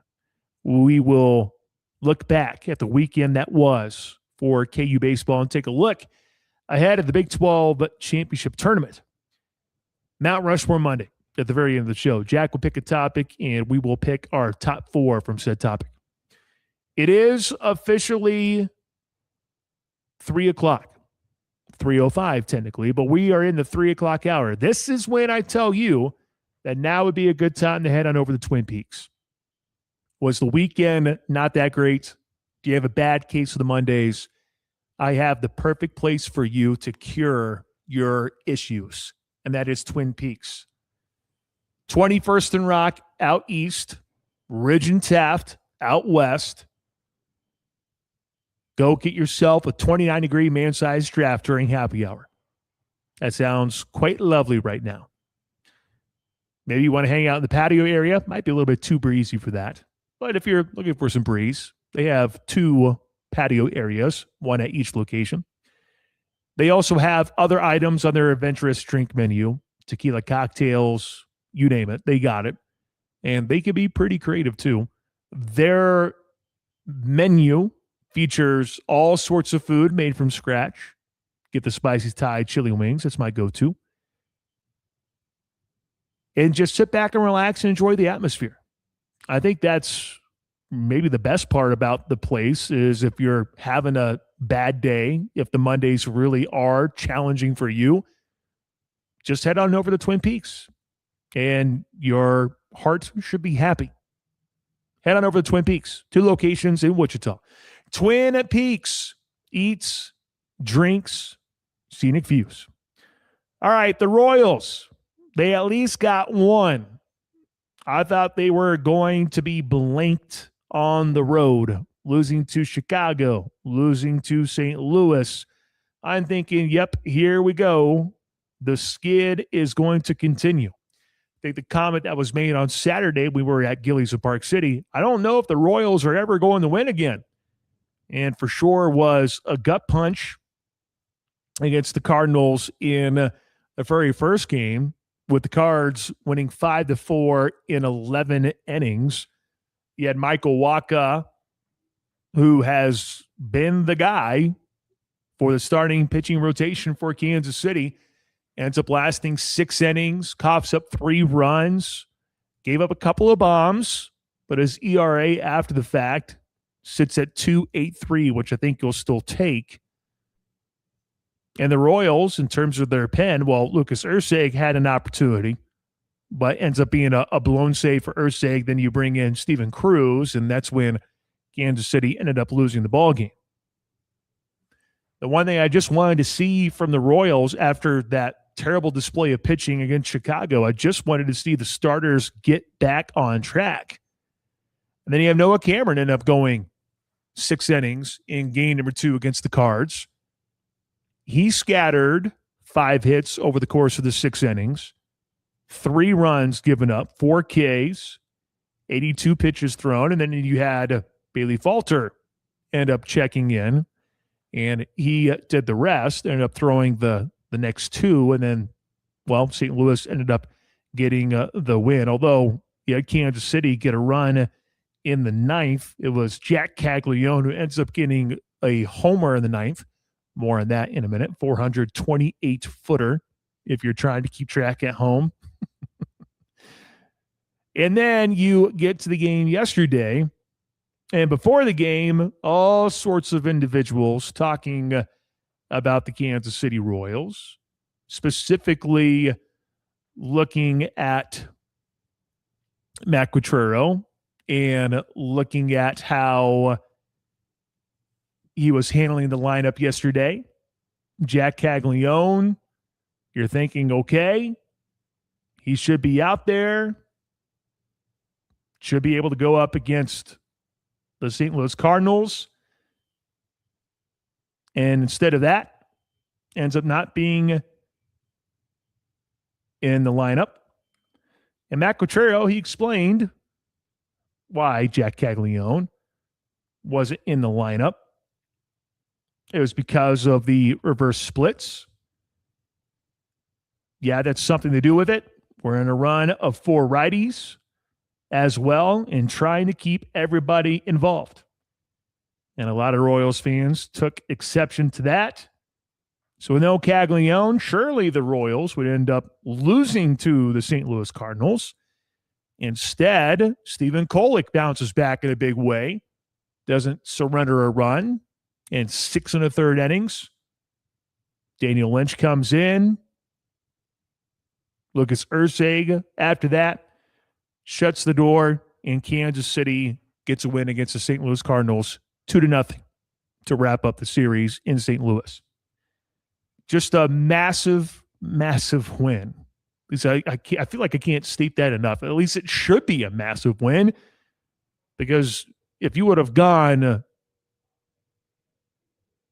on the road for 6 games and come up empty in every single one of those, and then having this 9-game stretch between Boston, Seattle, and New York, all at Kauffman Stadium, like, you got to be thinking to yourself, are we good enough? We're going to be able to do enough here? For real, though, are we going to be able to win games now? To just get that one, you would hope that this can be a springboard moment for the Royals. Salvador Perez, maybe that type of game yesterday can also get him going. Ends up hitting a bomb, had 2 hits in total yesterday, drove in both those runs for Kansas City. Now, Vinny Pasquantino, he was 1 for 4 yesterday, batting average at .202. Right now, you have Vinny batting third with a batting average of .202 and an on-base percentage of .285, might I add.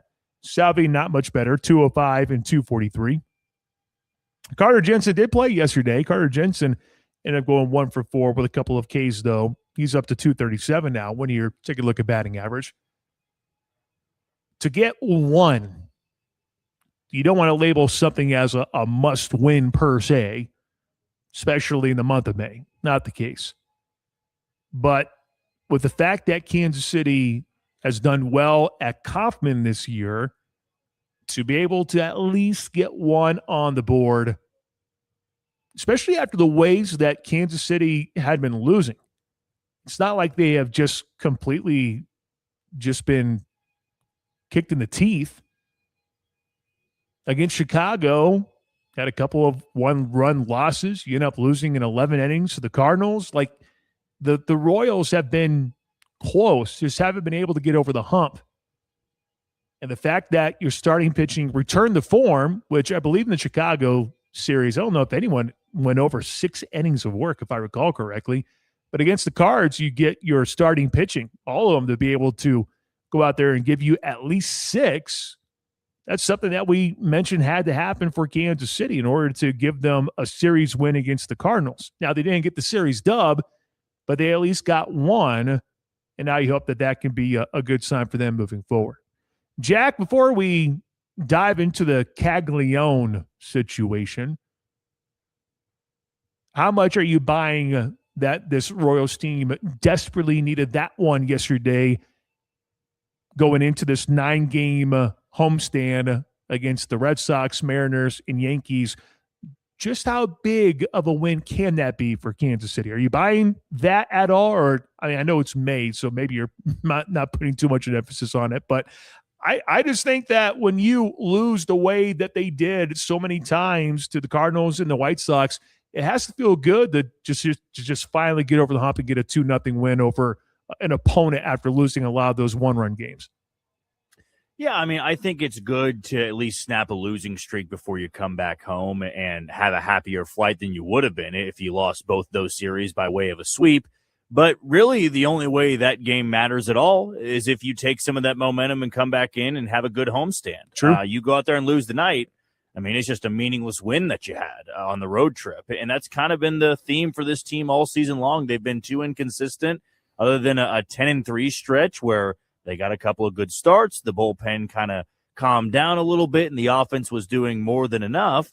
They have not been good enough to play at a playoff caliber level. They have not been good enough to beat teams that are equal to them or even slightly below them. I mean, when they've been put up against the top teams in the league, they've been absolutely crushed. And though it is early, I mean, at some point, you're going to have to snap out of this funk. And a bad homestand here against the Red Sox, Yankees, and Mariners, all American League teams, you could effectively bury yourself if you go out there and have a 2-7 homestand. At that point, you'd be, 12 games under 500.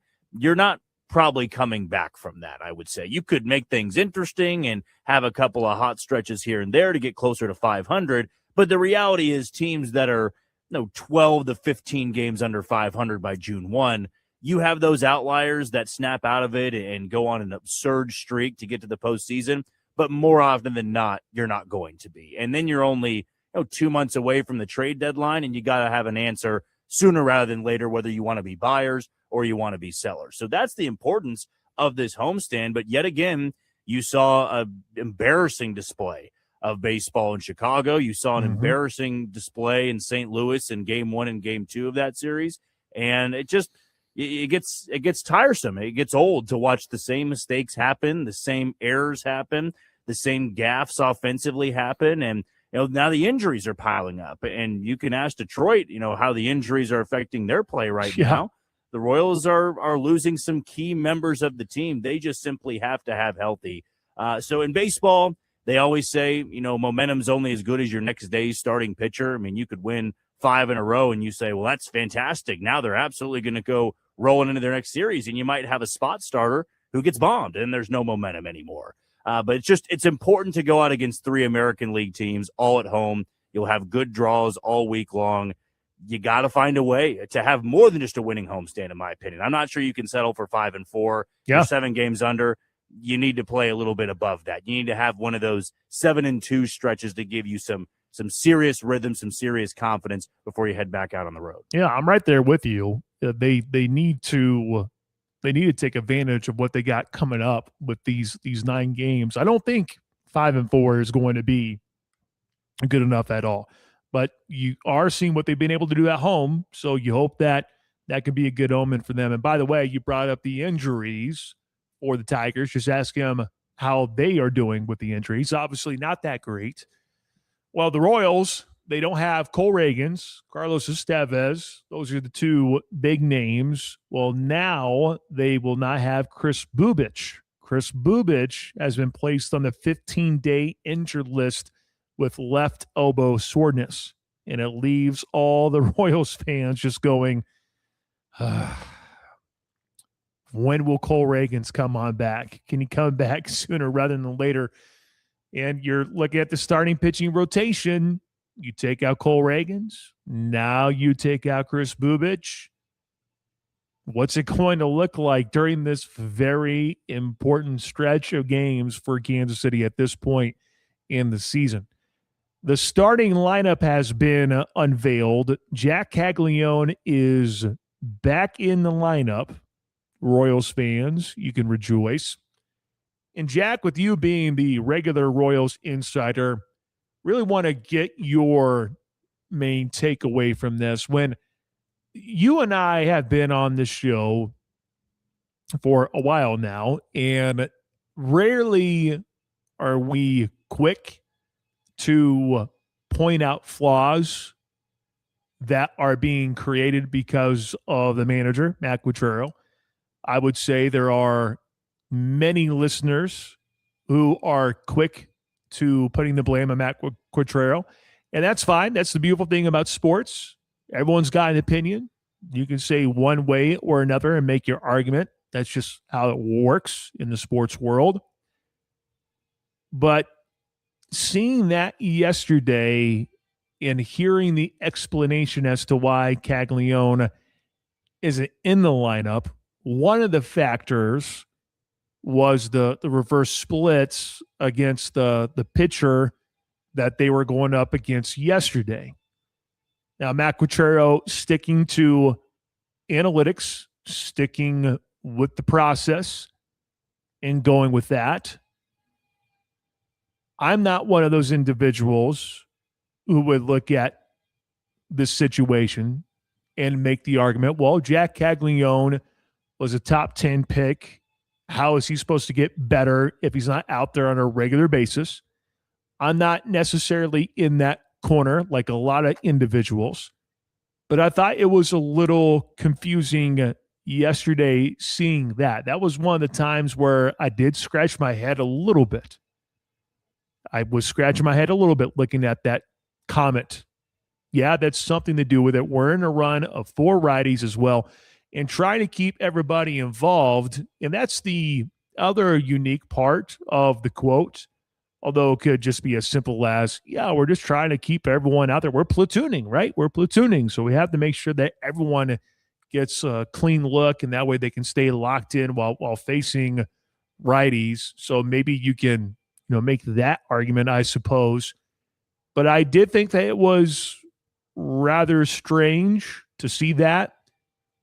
And for the defense to be, the reverse splits. Well, if you're looking at the reverse splits, if this guy and Jack Caglione against lefties, not going to see him in the lineup. It's just not going to happen. It's very obvious what Matt Quatrero is doing. See the lefties? Nope. Jack Caglione's not going to be out there against them.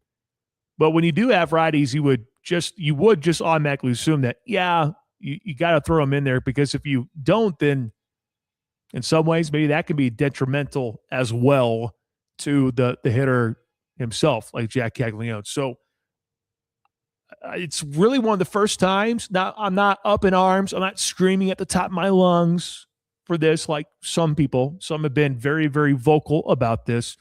But I did find it to be rather strange to see that type of response as to why Jack Caglione wasn't in there. Because then basically you're picking and choosing what kind of analytics or what type of analytical stats are telling you, and picking and choosing, well, I'm going to go with this. Yes, I know what this is saying over here, but I'm going to go with this because this is going to explain my reasoning a little bit more. So, Jack, what do you make of Matt Quatrero in the comments that he had yesterday in regards to Jack Caglione? You're not one who wants to put someone's head on a spike, so I don't think you're really in that mode.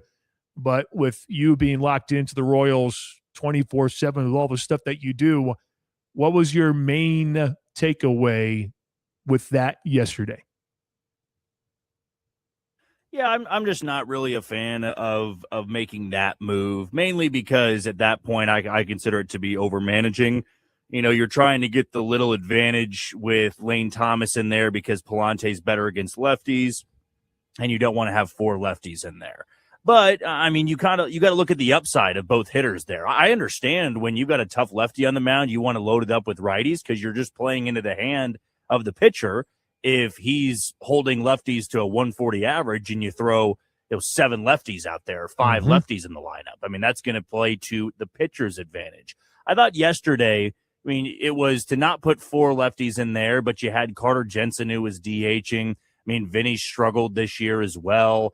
Kyle Isbell, you wanted his defense out there, and he also had a good game yesterday. But when it comes to Lane Thomas out there, he was 0 for 3 with 1 walk. He was only on base that one time, of course. It's not that Jack Caglione would have gone out there and, crushed it and been 3 for 4 and drove in all the runs. But to me, the only reason that move against Palante, who's got the reverse splits, makes sense is if you go out there and put somebody in the lineup who can really do some serious damage against right-handed pitching. I honestly would have gone Starling Marte over Lane Thomas if you were going to keep Jack Caglione out of the lineup because historically Starling Marte has been pretty even when facing righties and lefties. Maybe they wanted to have the defense in right field as well, but that was a prime case to me of overmanaging. And it's totally fine to criticize and dislike certain lineups. I mean, there's a lot of people out there that hate the lineup no matter what. But that was one of the times I said, I'm not going to, go above and beyond to defend that type of decision because Caglione's coming off of a 2-for-4 day where he had the home run. And not to mention, he's probably not going to play in game 2 or game 3 against Boston because they have Ranger Suarez and Connolly early on the bump, who are both lefties and tough lefties at that. You had 3 righties in St. Louis. I just would have left him out there. He goes 0-for-4 with 3 strikeouts. He goes 0-for-4 with 3 strikeouts because as we saw with Lane Thomas, he didn't provide much either. Sure. Now, at the end, it still was a 2-0 win, obviously. It still was a 2-0 win. But, yeah, that was interesting to me. And listen, like it's going to happen from time to time. But here's the other aspect, though, too, I just look at. I know Salvador Perez, Vinny Pasquantino, having them batting 3rd and 4th doesn't do anyone any good. But I also would ask the question of, well, what else do you really want to do in the 3 and 4 spot? Because that's where I'm at. Your team is your team. And you do have to play them a certain way. Can you move guys around? Sure, you certainly can. And you can continue to play around with the lineup, tinker with the lineup. And I guess it's what you got to do in order to find the right combination. But also, though, there was that stretch where when the Royals had it going, where they were winning game after game, what went hand in hand with that wasn't exactly playing complementary baseball where the starting pitching was locked in and went deep and the bullpen was locked in and came in and threw gas to shut down opponents and the offense was just clicking. The main reason to why the Royals went on that winning streak is because you had your top 3 hitters actually hit in Salvador Perez, Vinny Pasquantino, and Bobby Witt Jr. We mentioned going into the season that the offense is really going to have to be the 3 big hitters. They're going to have to do a lot of the heavy lifting because that's the way the Royals lineup is put together. That's the way that it's going right now. So you got to get them to certainly heat up, and maybe Salvador Perez can take a step forward. And Vinny Pasquantino, we noted what it was like for him in previous years where you see how slow he starts and he finally gets going. Bobby Witt Jr. obviously has been red hot. His wins above replacement was what, over 3? I think is what it was last time I checked, and that was last week going into the Cardinals series, so it might have changed a little bit, but sometimes the lineup is the lineup. Now, platooning guys, that's completely on the manager, obviously. The manager's got to get that all squared away and figured out, which is why I felt like that wasn't exactly the best of moves. But at the end, it still was a win.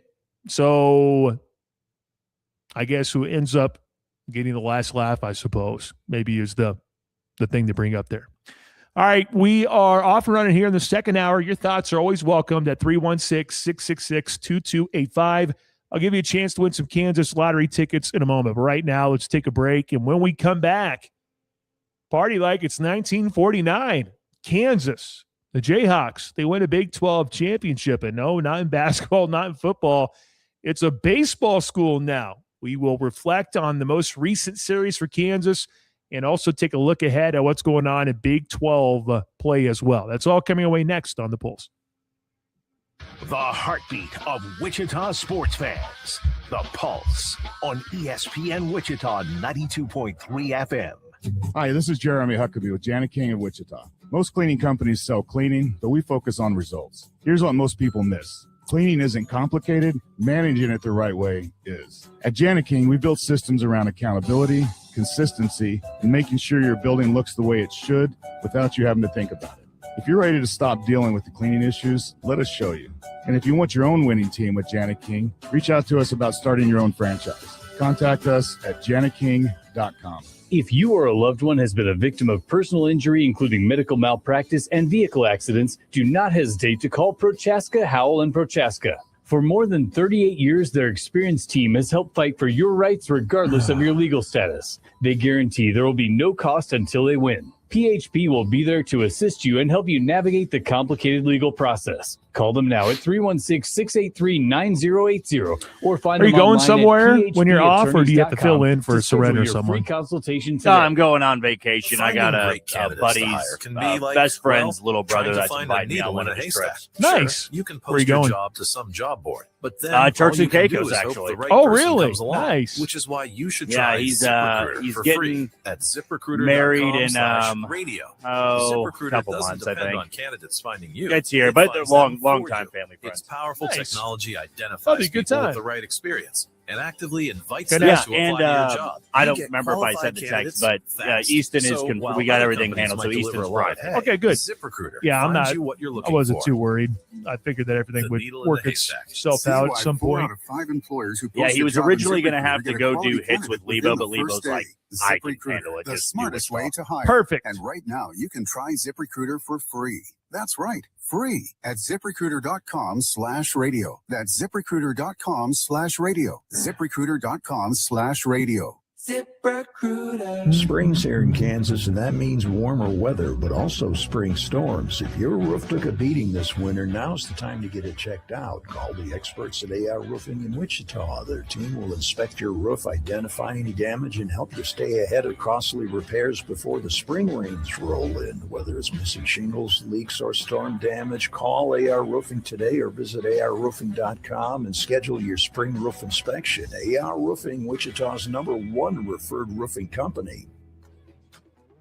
Hey, ESPN Wichita listeners, we'll be on location at Booth Creek Wagyu coming up on Friday, getting you ready for Memorial Day and grilling season. It's a Shane Dennis show with our good friends from Booth Creek at 21st and Webb. Come by and see me at noon. Ask for the 3 different grill bundles ranging from burgers and dogs to brisket and ribs. Grill masters rejoice. Come to Booth Creek Wagyu. Jeannie will hook you up. ESPN Wichita 92.3. Shane Dennis show Friday at 21st and Webb.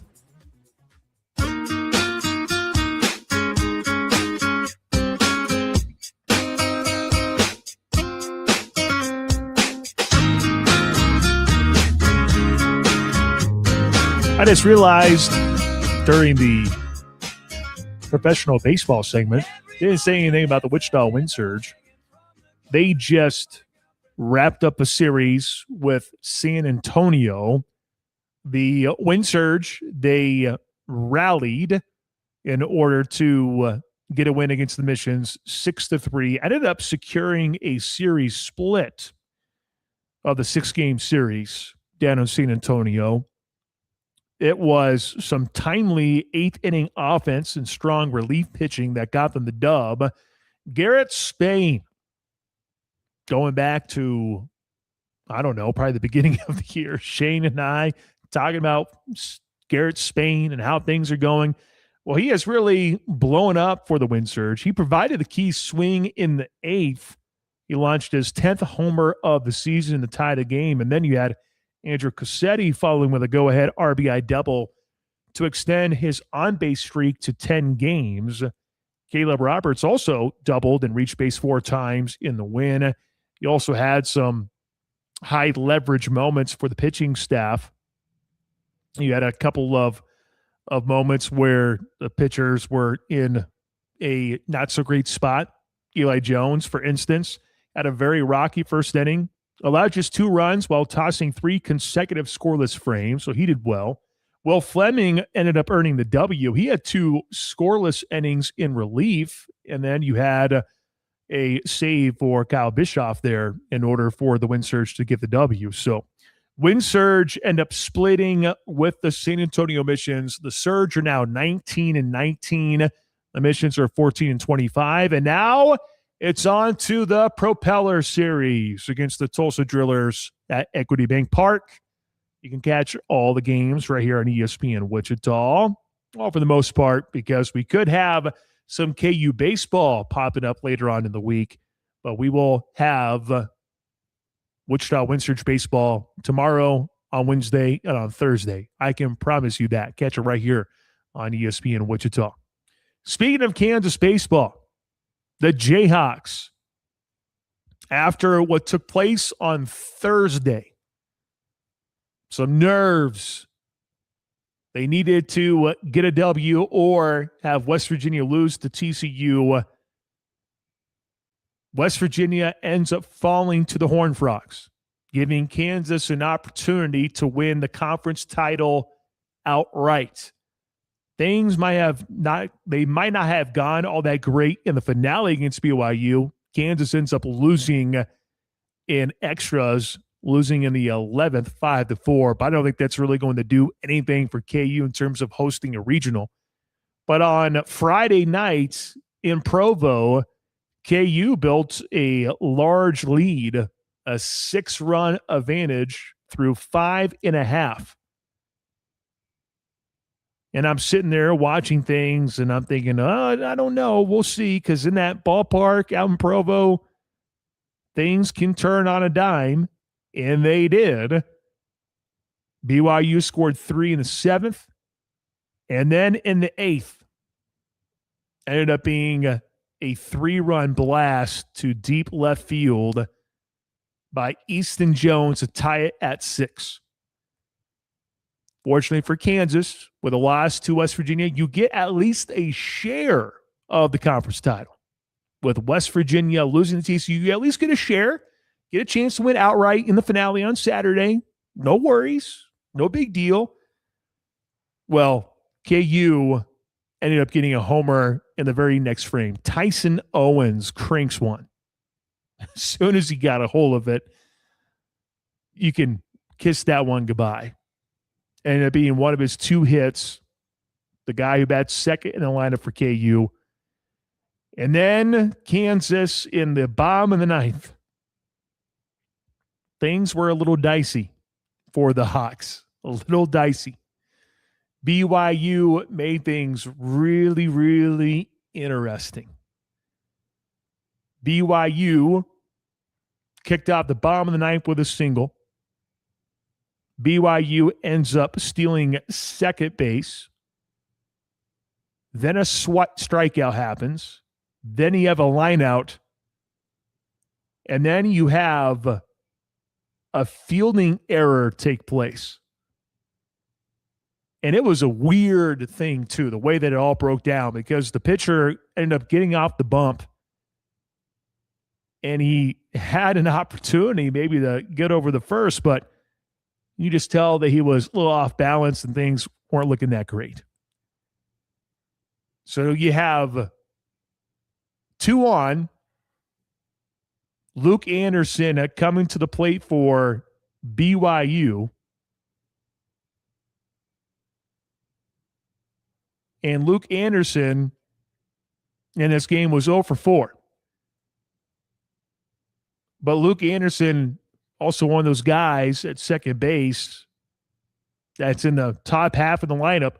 So it's not like this is a guy that you can just sleep on. And he ended up getting a hold of one. And I'll be honest, when he ended up getting a hold of it, made me think, well, maybe this could go all the way over the fence. And BYU would find a way to walk off Kansas to make KU earn it on Saturday in order to win an outright title. Instead, it ends up being caught in right field, and KU started to celebrate. And it was quite the celebration, too. I was telling Shane this earlier. I was asking, did you get a chance to watch much? He's like, I saw the highlights. Well, the final out recorded, there were some extracurriculars, to say the least, where you have some taunting and some talking going on there in the dugout area. But hey, KU, the Jayhawks, they end up winning the Big 12 championship outright. First conference title for the Hawks since 1949. It is the 4th regular season title in school history. 1923 1924 and 1949. Dan Fitzgerald took over the program just before the 2023 season. He has brought KU from last place in the Big 12 to first place in just 4 seasons. KU, before the season started, was picked to finish 5th in the Big 12 preseason poll. They improved to 39-15, 22-7 in Big 12 play. The 22 conference wins extended the program record. The Jayhawks also matched their school record with 20 road wins. And Friday night's victory also was the 8th conference series win, which set a new school record for Kansas. Now, in the finale, things didn't go according to plan for Kansas. But the Hawks end up getting that regular season championship. And really, the final game against BYU, I don't think it is going to do anything to them. They still have a good shot at hosting a regional, and I hope it ends up happening. They are already trying to make some plans for that. To see the Hog just be filled with fans would just be the coolest thing in the world. And we've already seen it, but this will be a whole nother level if they can host the regional. And they can help themselves out quite a bit if they can go out there and win the Big 12 championship in the postseason tournament. Speaking of the Big 12 baseball tournament, it all begins tomorrow. I believe that 4:30 or all times Eastern. Trying to look here. Maybe it's even Mountain Time for that matter. It's hard to keep track of everything. It's 4:30. Well, I'm looking here. 12:30 MST for KU. So that would be what? 11:30 in the morning, Jack? Does that sound right? 11:30 in the morning? Mountain Standard Time? Is it 2 hours or 1 hour? I believe, it's a great question. I know Eastern Time so well, and I know for the most part, like Pacific Standard Time, but I'm not sure where Arizona falls on. I think Arizona is actually different too. There was something weird about it where, like, it's certain days, like in the year, it's not in some time. I don't know what it is, but I'm going to look it up right now. So give me a second. Okay, cool. Well, regardless, because I know that our plan of attack it should be 1 hour, is my gut feeling. Because 2 hours. Is it 2 hours? It's 1:41 in Arizona right now. Oh my goodness gracious. So, okay. So that being said, KU will play. So that's 12:30. So that would be 2:30 in the afternoon, our time on Thursday. And then on Friday, it would actually be a 6:30 game. Okay, I got it down. Thanks, Jack, for the help there. So Tech and BYU, the first game is tomorrow, and it will be at 6:30. You have Utah and Kansas State. That's an 11-10 battle. That will be a late game at 10 o'clock. Then on Wednesday, you have number 8 Baylor versus the winner of BYU and Texas Tech. Number 7 TCU facing Kansas State or Utah. Then on Thursday at 11 o'clock in the morning, 5-seed Oklahoma State, 4-seed Central Florida. KU faces the winner of Game 3, which would be Baylor, BYU, or Tech, which I find that to be interesting because of KU's schedule. If you look at KU's schedule in the regular season, they didn't play Baylor. Against Texas Tech, they lost 2 of 3. And in the most recent game against BYU, they lost. So it's not like that's going to be a gimme coming up on Thursday at 2:30 in the afternoon. West Virginia is a 2-seed. Arizona State's the 3. Cincinnati's the 6. If KU were to win on Thursday, they would play on Friday at 6:30 our time, and we will have that game on ESPN Wichita if it ends up happening. And they would face the winner of Game 5, which would be Central Florida or Oklahoma State. And in case you're wondering about Central Florida and Oklahoma State, KU swept Central Florida. And that was a massive one. They ended up going up against, I believe Central Florida was, they were top 15. They were number 12 at the time. And they end up winning all 3 of those games. And if you want to go a step further too, what about Oklahoma State? KU won the series, but I remember the opener. The opener, they got blasted 13-2 in 8 innings against Oklahoma State in Stillwater. And then you had the Big 12 championship on Saturday, which that game will be played at 6:30. And once again, if KU is in that position, we will have that game right here on ESPN Wichita 92.3 FM. Jack, KU won a regular season championship in the Big 12. Wasn't football, wasn't men's basketball, it's baseball, by golly. Dan Fitzgerald bringing a title to Lawrence, Kansas, and I'm sure probably another hefty payday, probably another raise in his future to keep things rolling there in Lawrence. Yeah, it was thrilling to watch all weekend long, just knowing the stakes of what KU had and knowing that, there was a big cushion, going back to last week when West Virginia was in town and they got swept. And then, you follow it up by dancing around with BYU on Thursday night where you led 6-0 and then it's 6-6 and you have to find a way to claw your way back into the lead. And it was exhilarating though. And you can expect that moving forward, whether it be the Big 12 tournament. And then after that, hopefully hosting a regional. I mean, that is the goal for this team. And I'd imagine at this point, it's going to take winning at least one game, probably just in the quarters, to lock in hosting a regional. The last projections on both Baseball America and D1 Baseball has KU as the last team hosting, and therefore would be matching up with Georgia, I believe, in the Supers, assuming they'd be able to get out of their regional. But right now, it's just about finding a way to keep this season going one way or one game at a time. And they do have the bats that we know they've got the offense to do it. The pitching staff, it's going to have to work a little bit harder because they're going to be seeing teams that they haven't really seen all season long. If they get all the way to Omaha, you're going to be going up against major league talent, SEC loaded teams, right? We're going to be seeing teams out of the Big 10 that have been dominant all season long. And even in the Big 12 tournament, you're going to get rematches.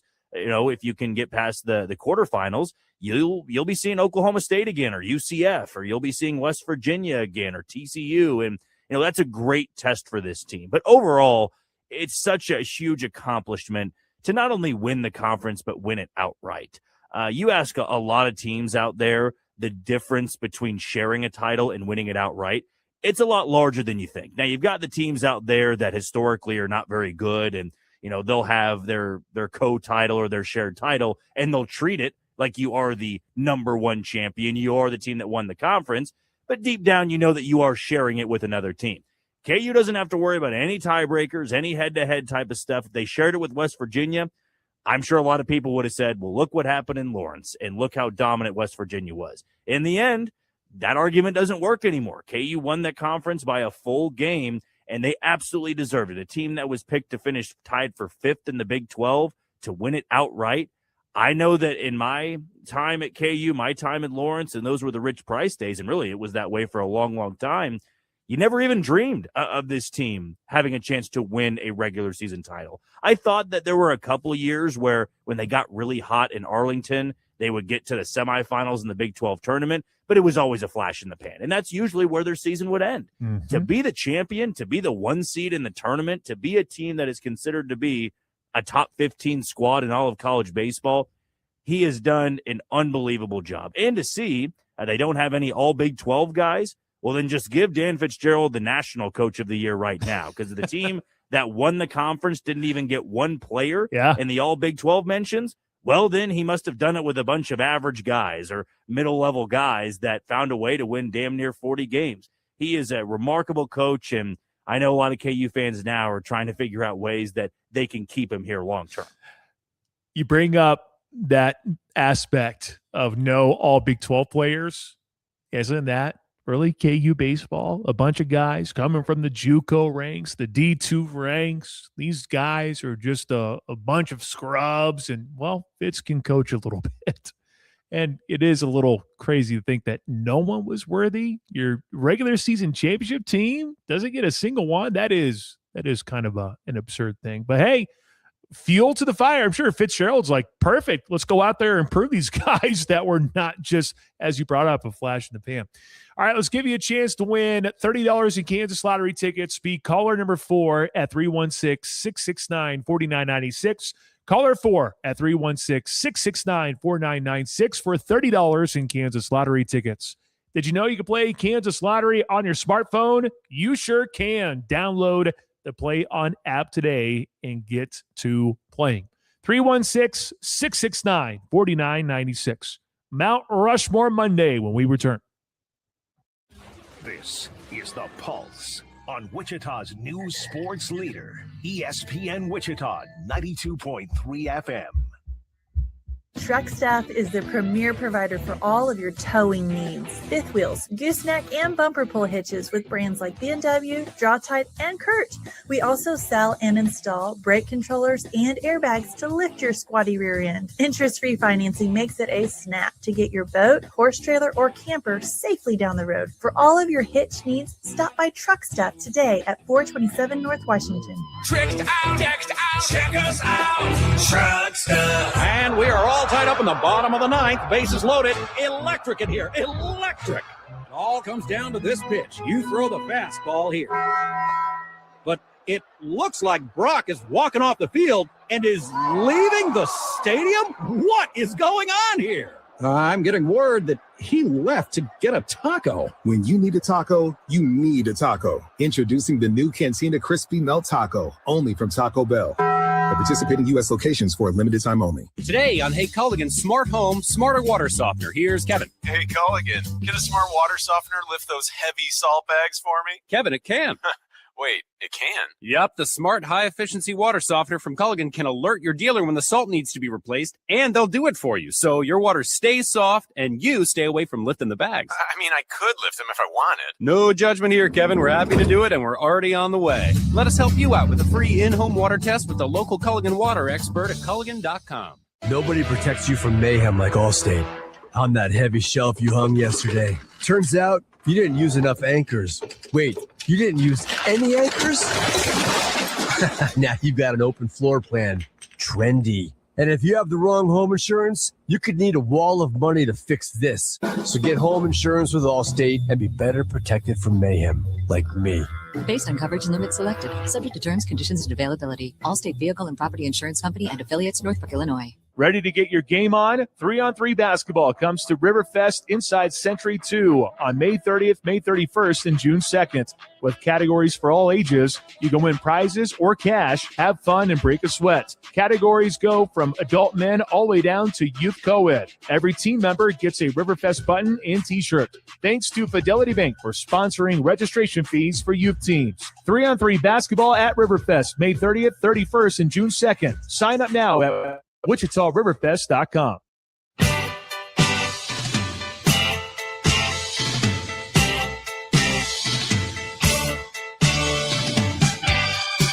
Saran Petro coming away next. Overtime after that at 6 o'clock. Spurs and Thunder. 7:30. That's when the tip-off takes place. 7 o'clock is when pregame coverage takes over. Catch it right here on your home for the NBA playoffs, ESPN Wichita 92.3 FM. All right, Jack Johnson, hit us with our topic for Mount Rushmore Monday. Well, we'll use it for the upcoming 2026 NFL season, but you cannot include the Chiefs here. So your Mount Rushmore Monday for the teams that have the most to prove. Ooh. Well, man, I would say I still got to go with the Buffalo Bills. At least I think that'd be the case. Because you just look at how things planned out last year, and it just felt like that they had to do it, and they just completely just blanked. keep going with Buffalo, man, because again, you have the with how things played out last year, with the primetime opportunity to get to the Super Bowl, which you didn't, and now this year you do have Patrick Mahomes coming off an injury, and if there is an actual setback with that, and if there maybe seem to be some other issues with Patrick Mahomes, like maybe he's not able to run as much as he possibly can, those are things that you got to take advantage of. So I'll probably say Buffalo. I think Buffalo's got a lot to prove this upcoming year. I'll go with the Denver Broncos, a team that was really dominant last year. Great defense. Bo Nix had a good season, and if he was healthy, he's probably getting his first Super Bowl appearance last year. It's a lot of confidence. They don't consider the Chiefs to be a threat anymore, so I'll go with Denver as my number one. My number two, this probably shouldn't come as a shock to anyone. But the Cincinnati Bengals with Joe Burrow, they've struggled to remain healthy just in general. But their offense has a lot of firepower. They got to the Super Bowl that one year, and they haven't made it back since. Cincinnati at some points got to prove that, hey, we still are a good team, and they just haven't shown that. So give me the Bengals. I think the Bengals got to be in that conversation. I'm going to go with the Rams on the NFC side. I mean, yes, they did get the Super Bowl victory with Matt Stafford in his first year there. They fell short against Seattle in the NFC Championship game last year. Reason I say that is this is probably their last opportunity with Matt Stafford. Yeah. And after that, you're pivoting to Ty Simpson. We'll see what happens from there. But this kind of feels like the last year for this Rams era under Sean McVay. I feel like there's a lot of pressure. There should be a lot of pressure. And, boy, my three teams are all going to be the AFC side. But seriously, the reason why I'm going with this as well is because are you a flash in the pan? Or are you serious? And that is the New England Patriots. Are you serious? Is Drake May for real? Then you're going to have to prove it again this upcoming year. To round out my list, I will pick the same that you had with Buffalo and Cincinnati. They finally gave Joe Burrow a better defense. He's better do something with it in Buffalo. If not now, when? We're probably going to say that as long as Allen's in Buffalo. Yeah. And my last one will probably be Chicago. I think Chicago's got a lot to prove too. Again, I'm all about you bring up flash in the pan. I'm all about those teams that had a feel-good moment. Things were great. Can you take the next step forward? That's a big question for a lot of teams.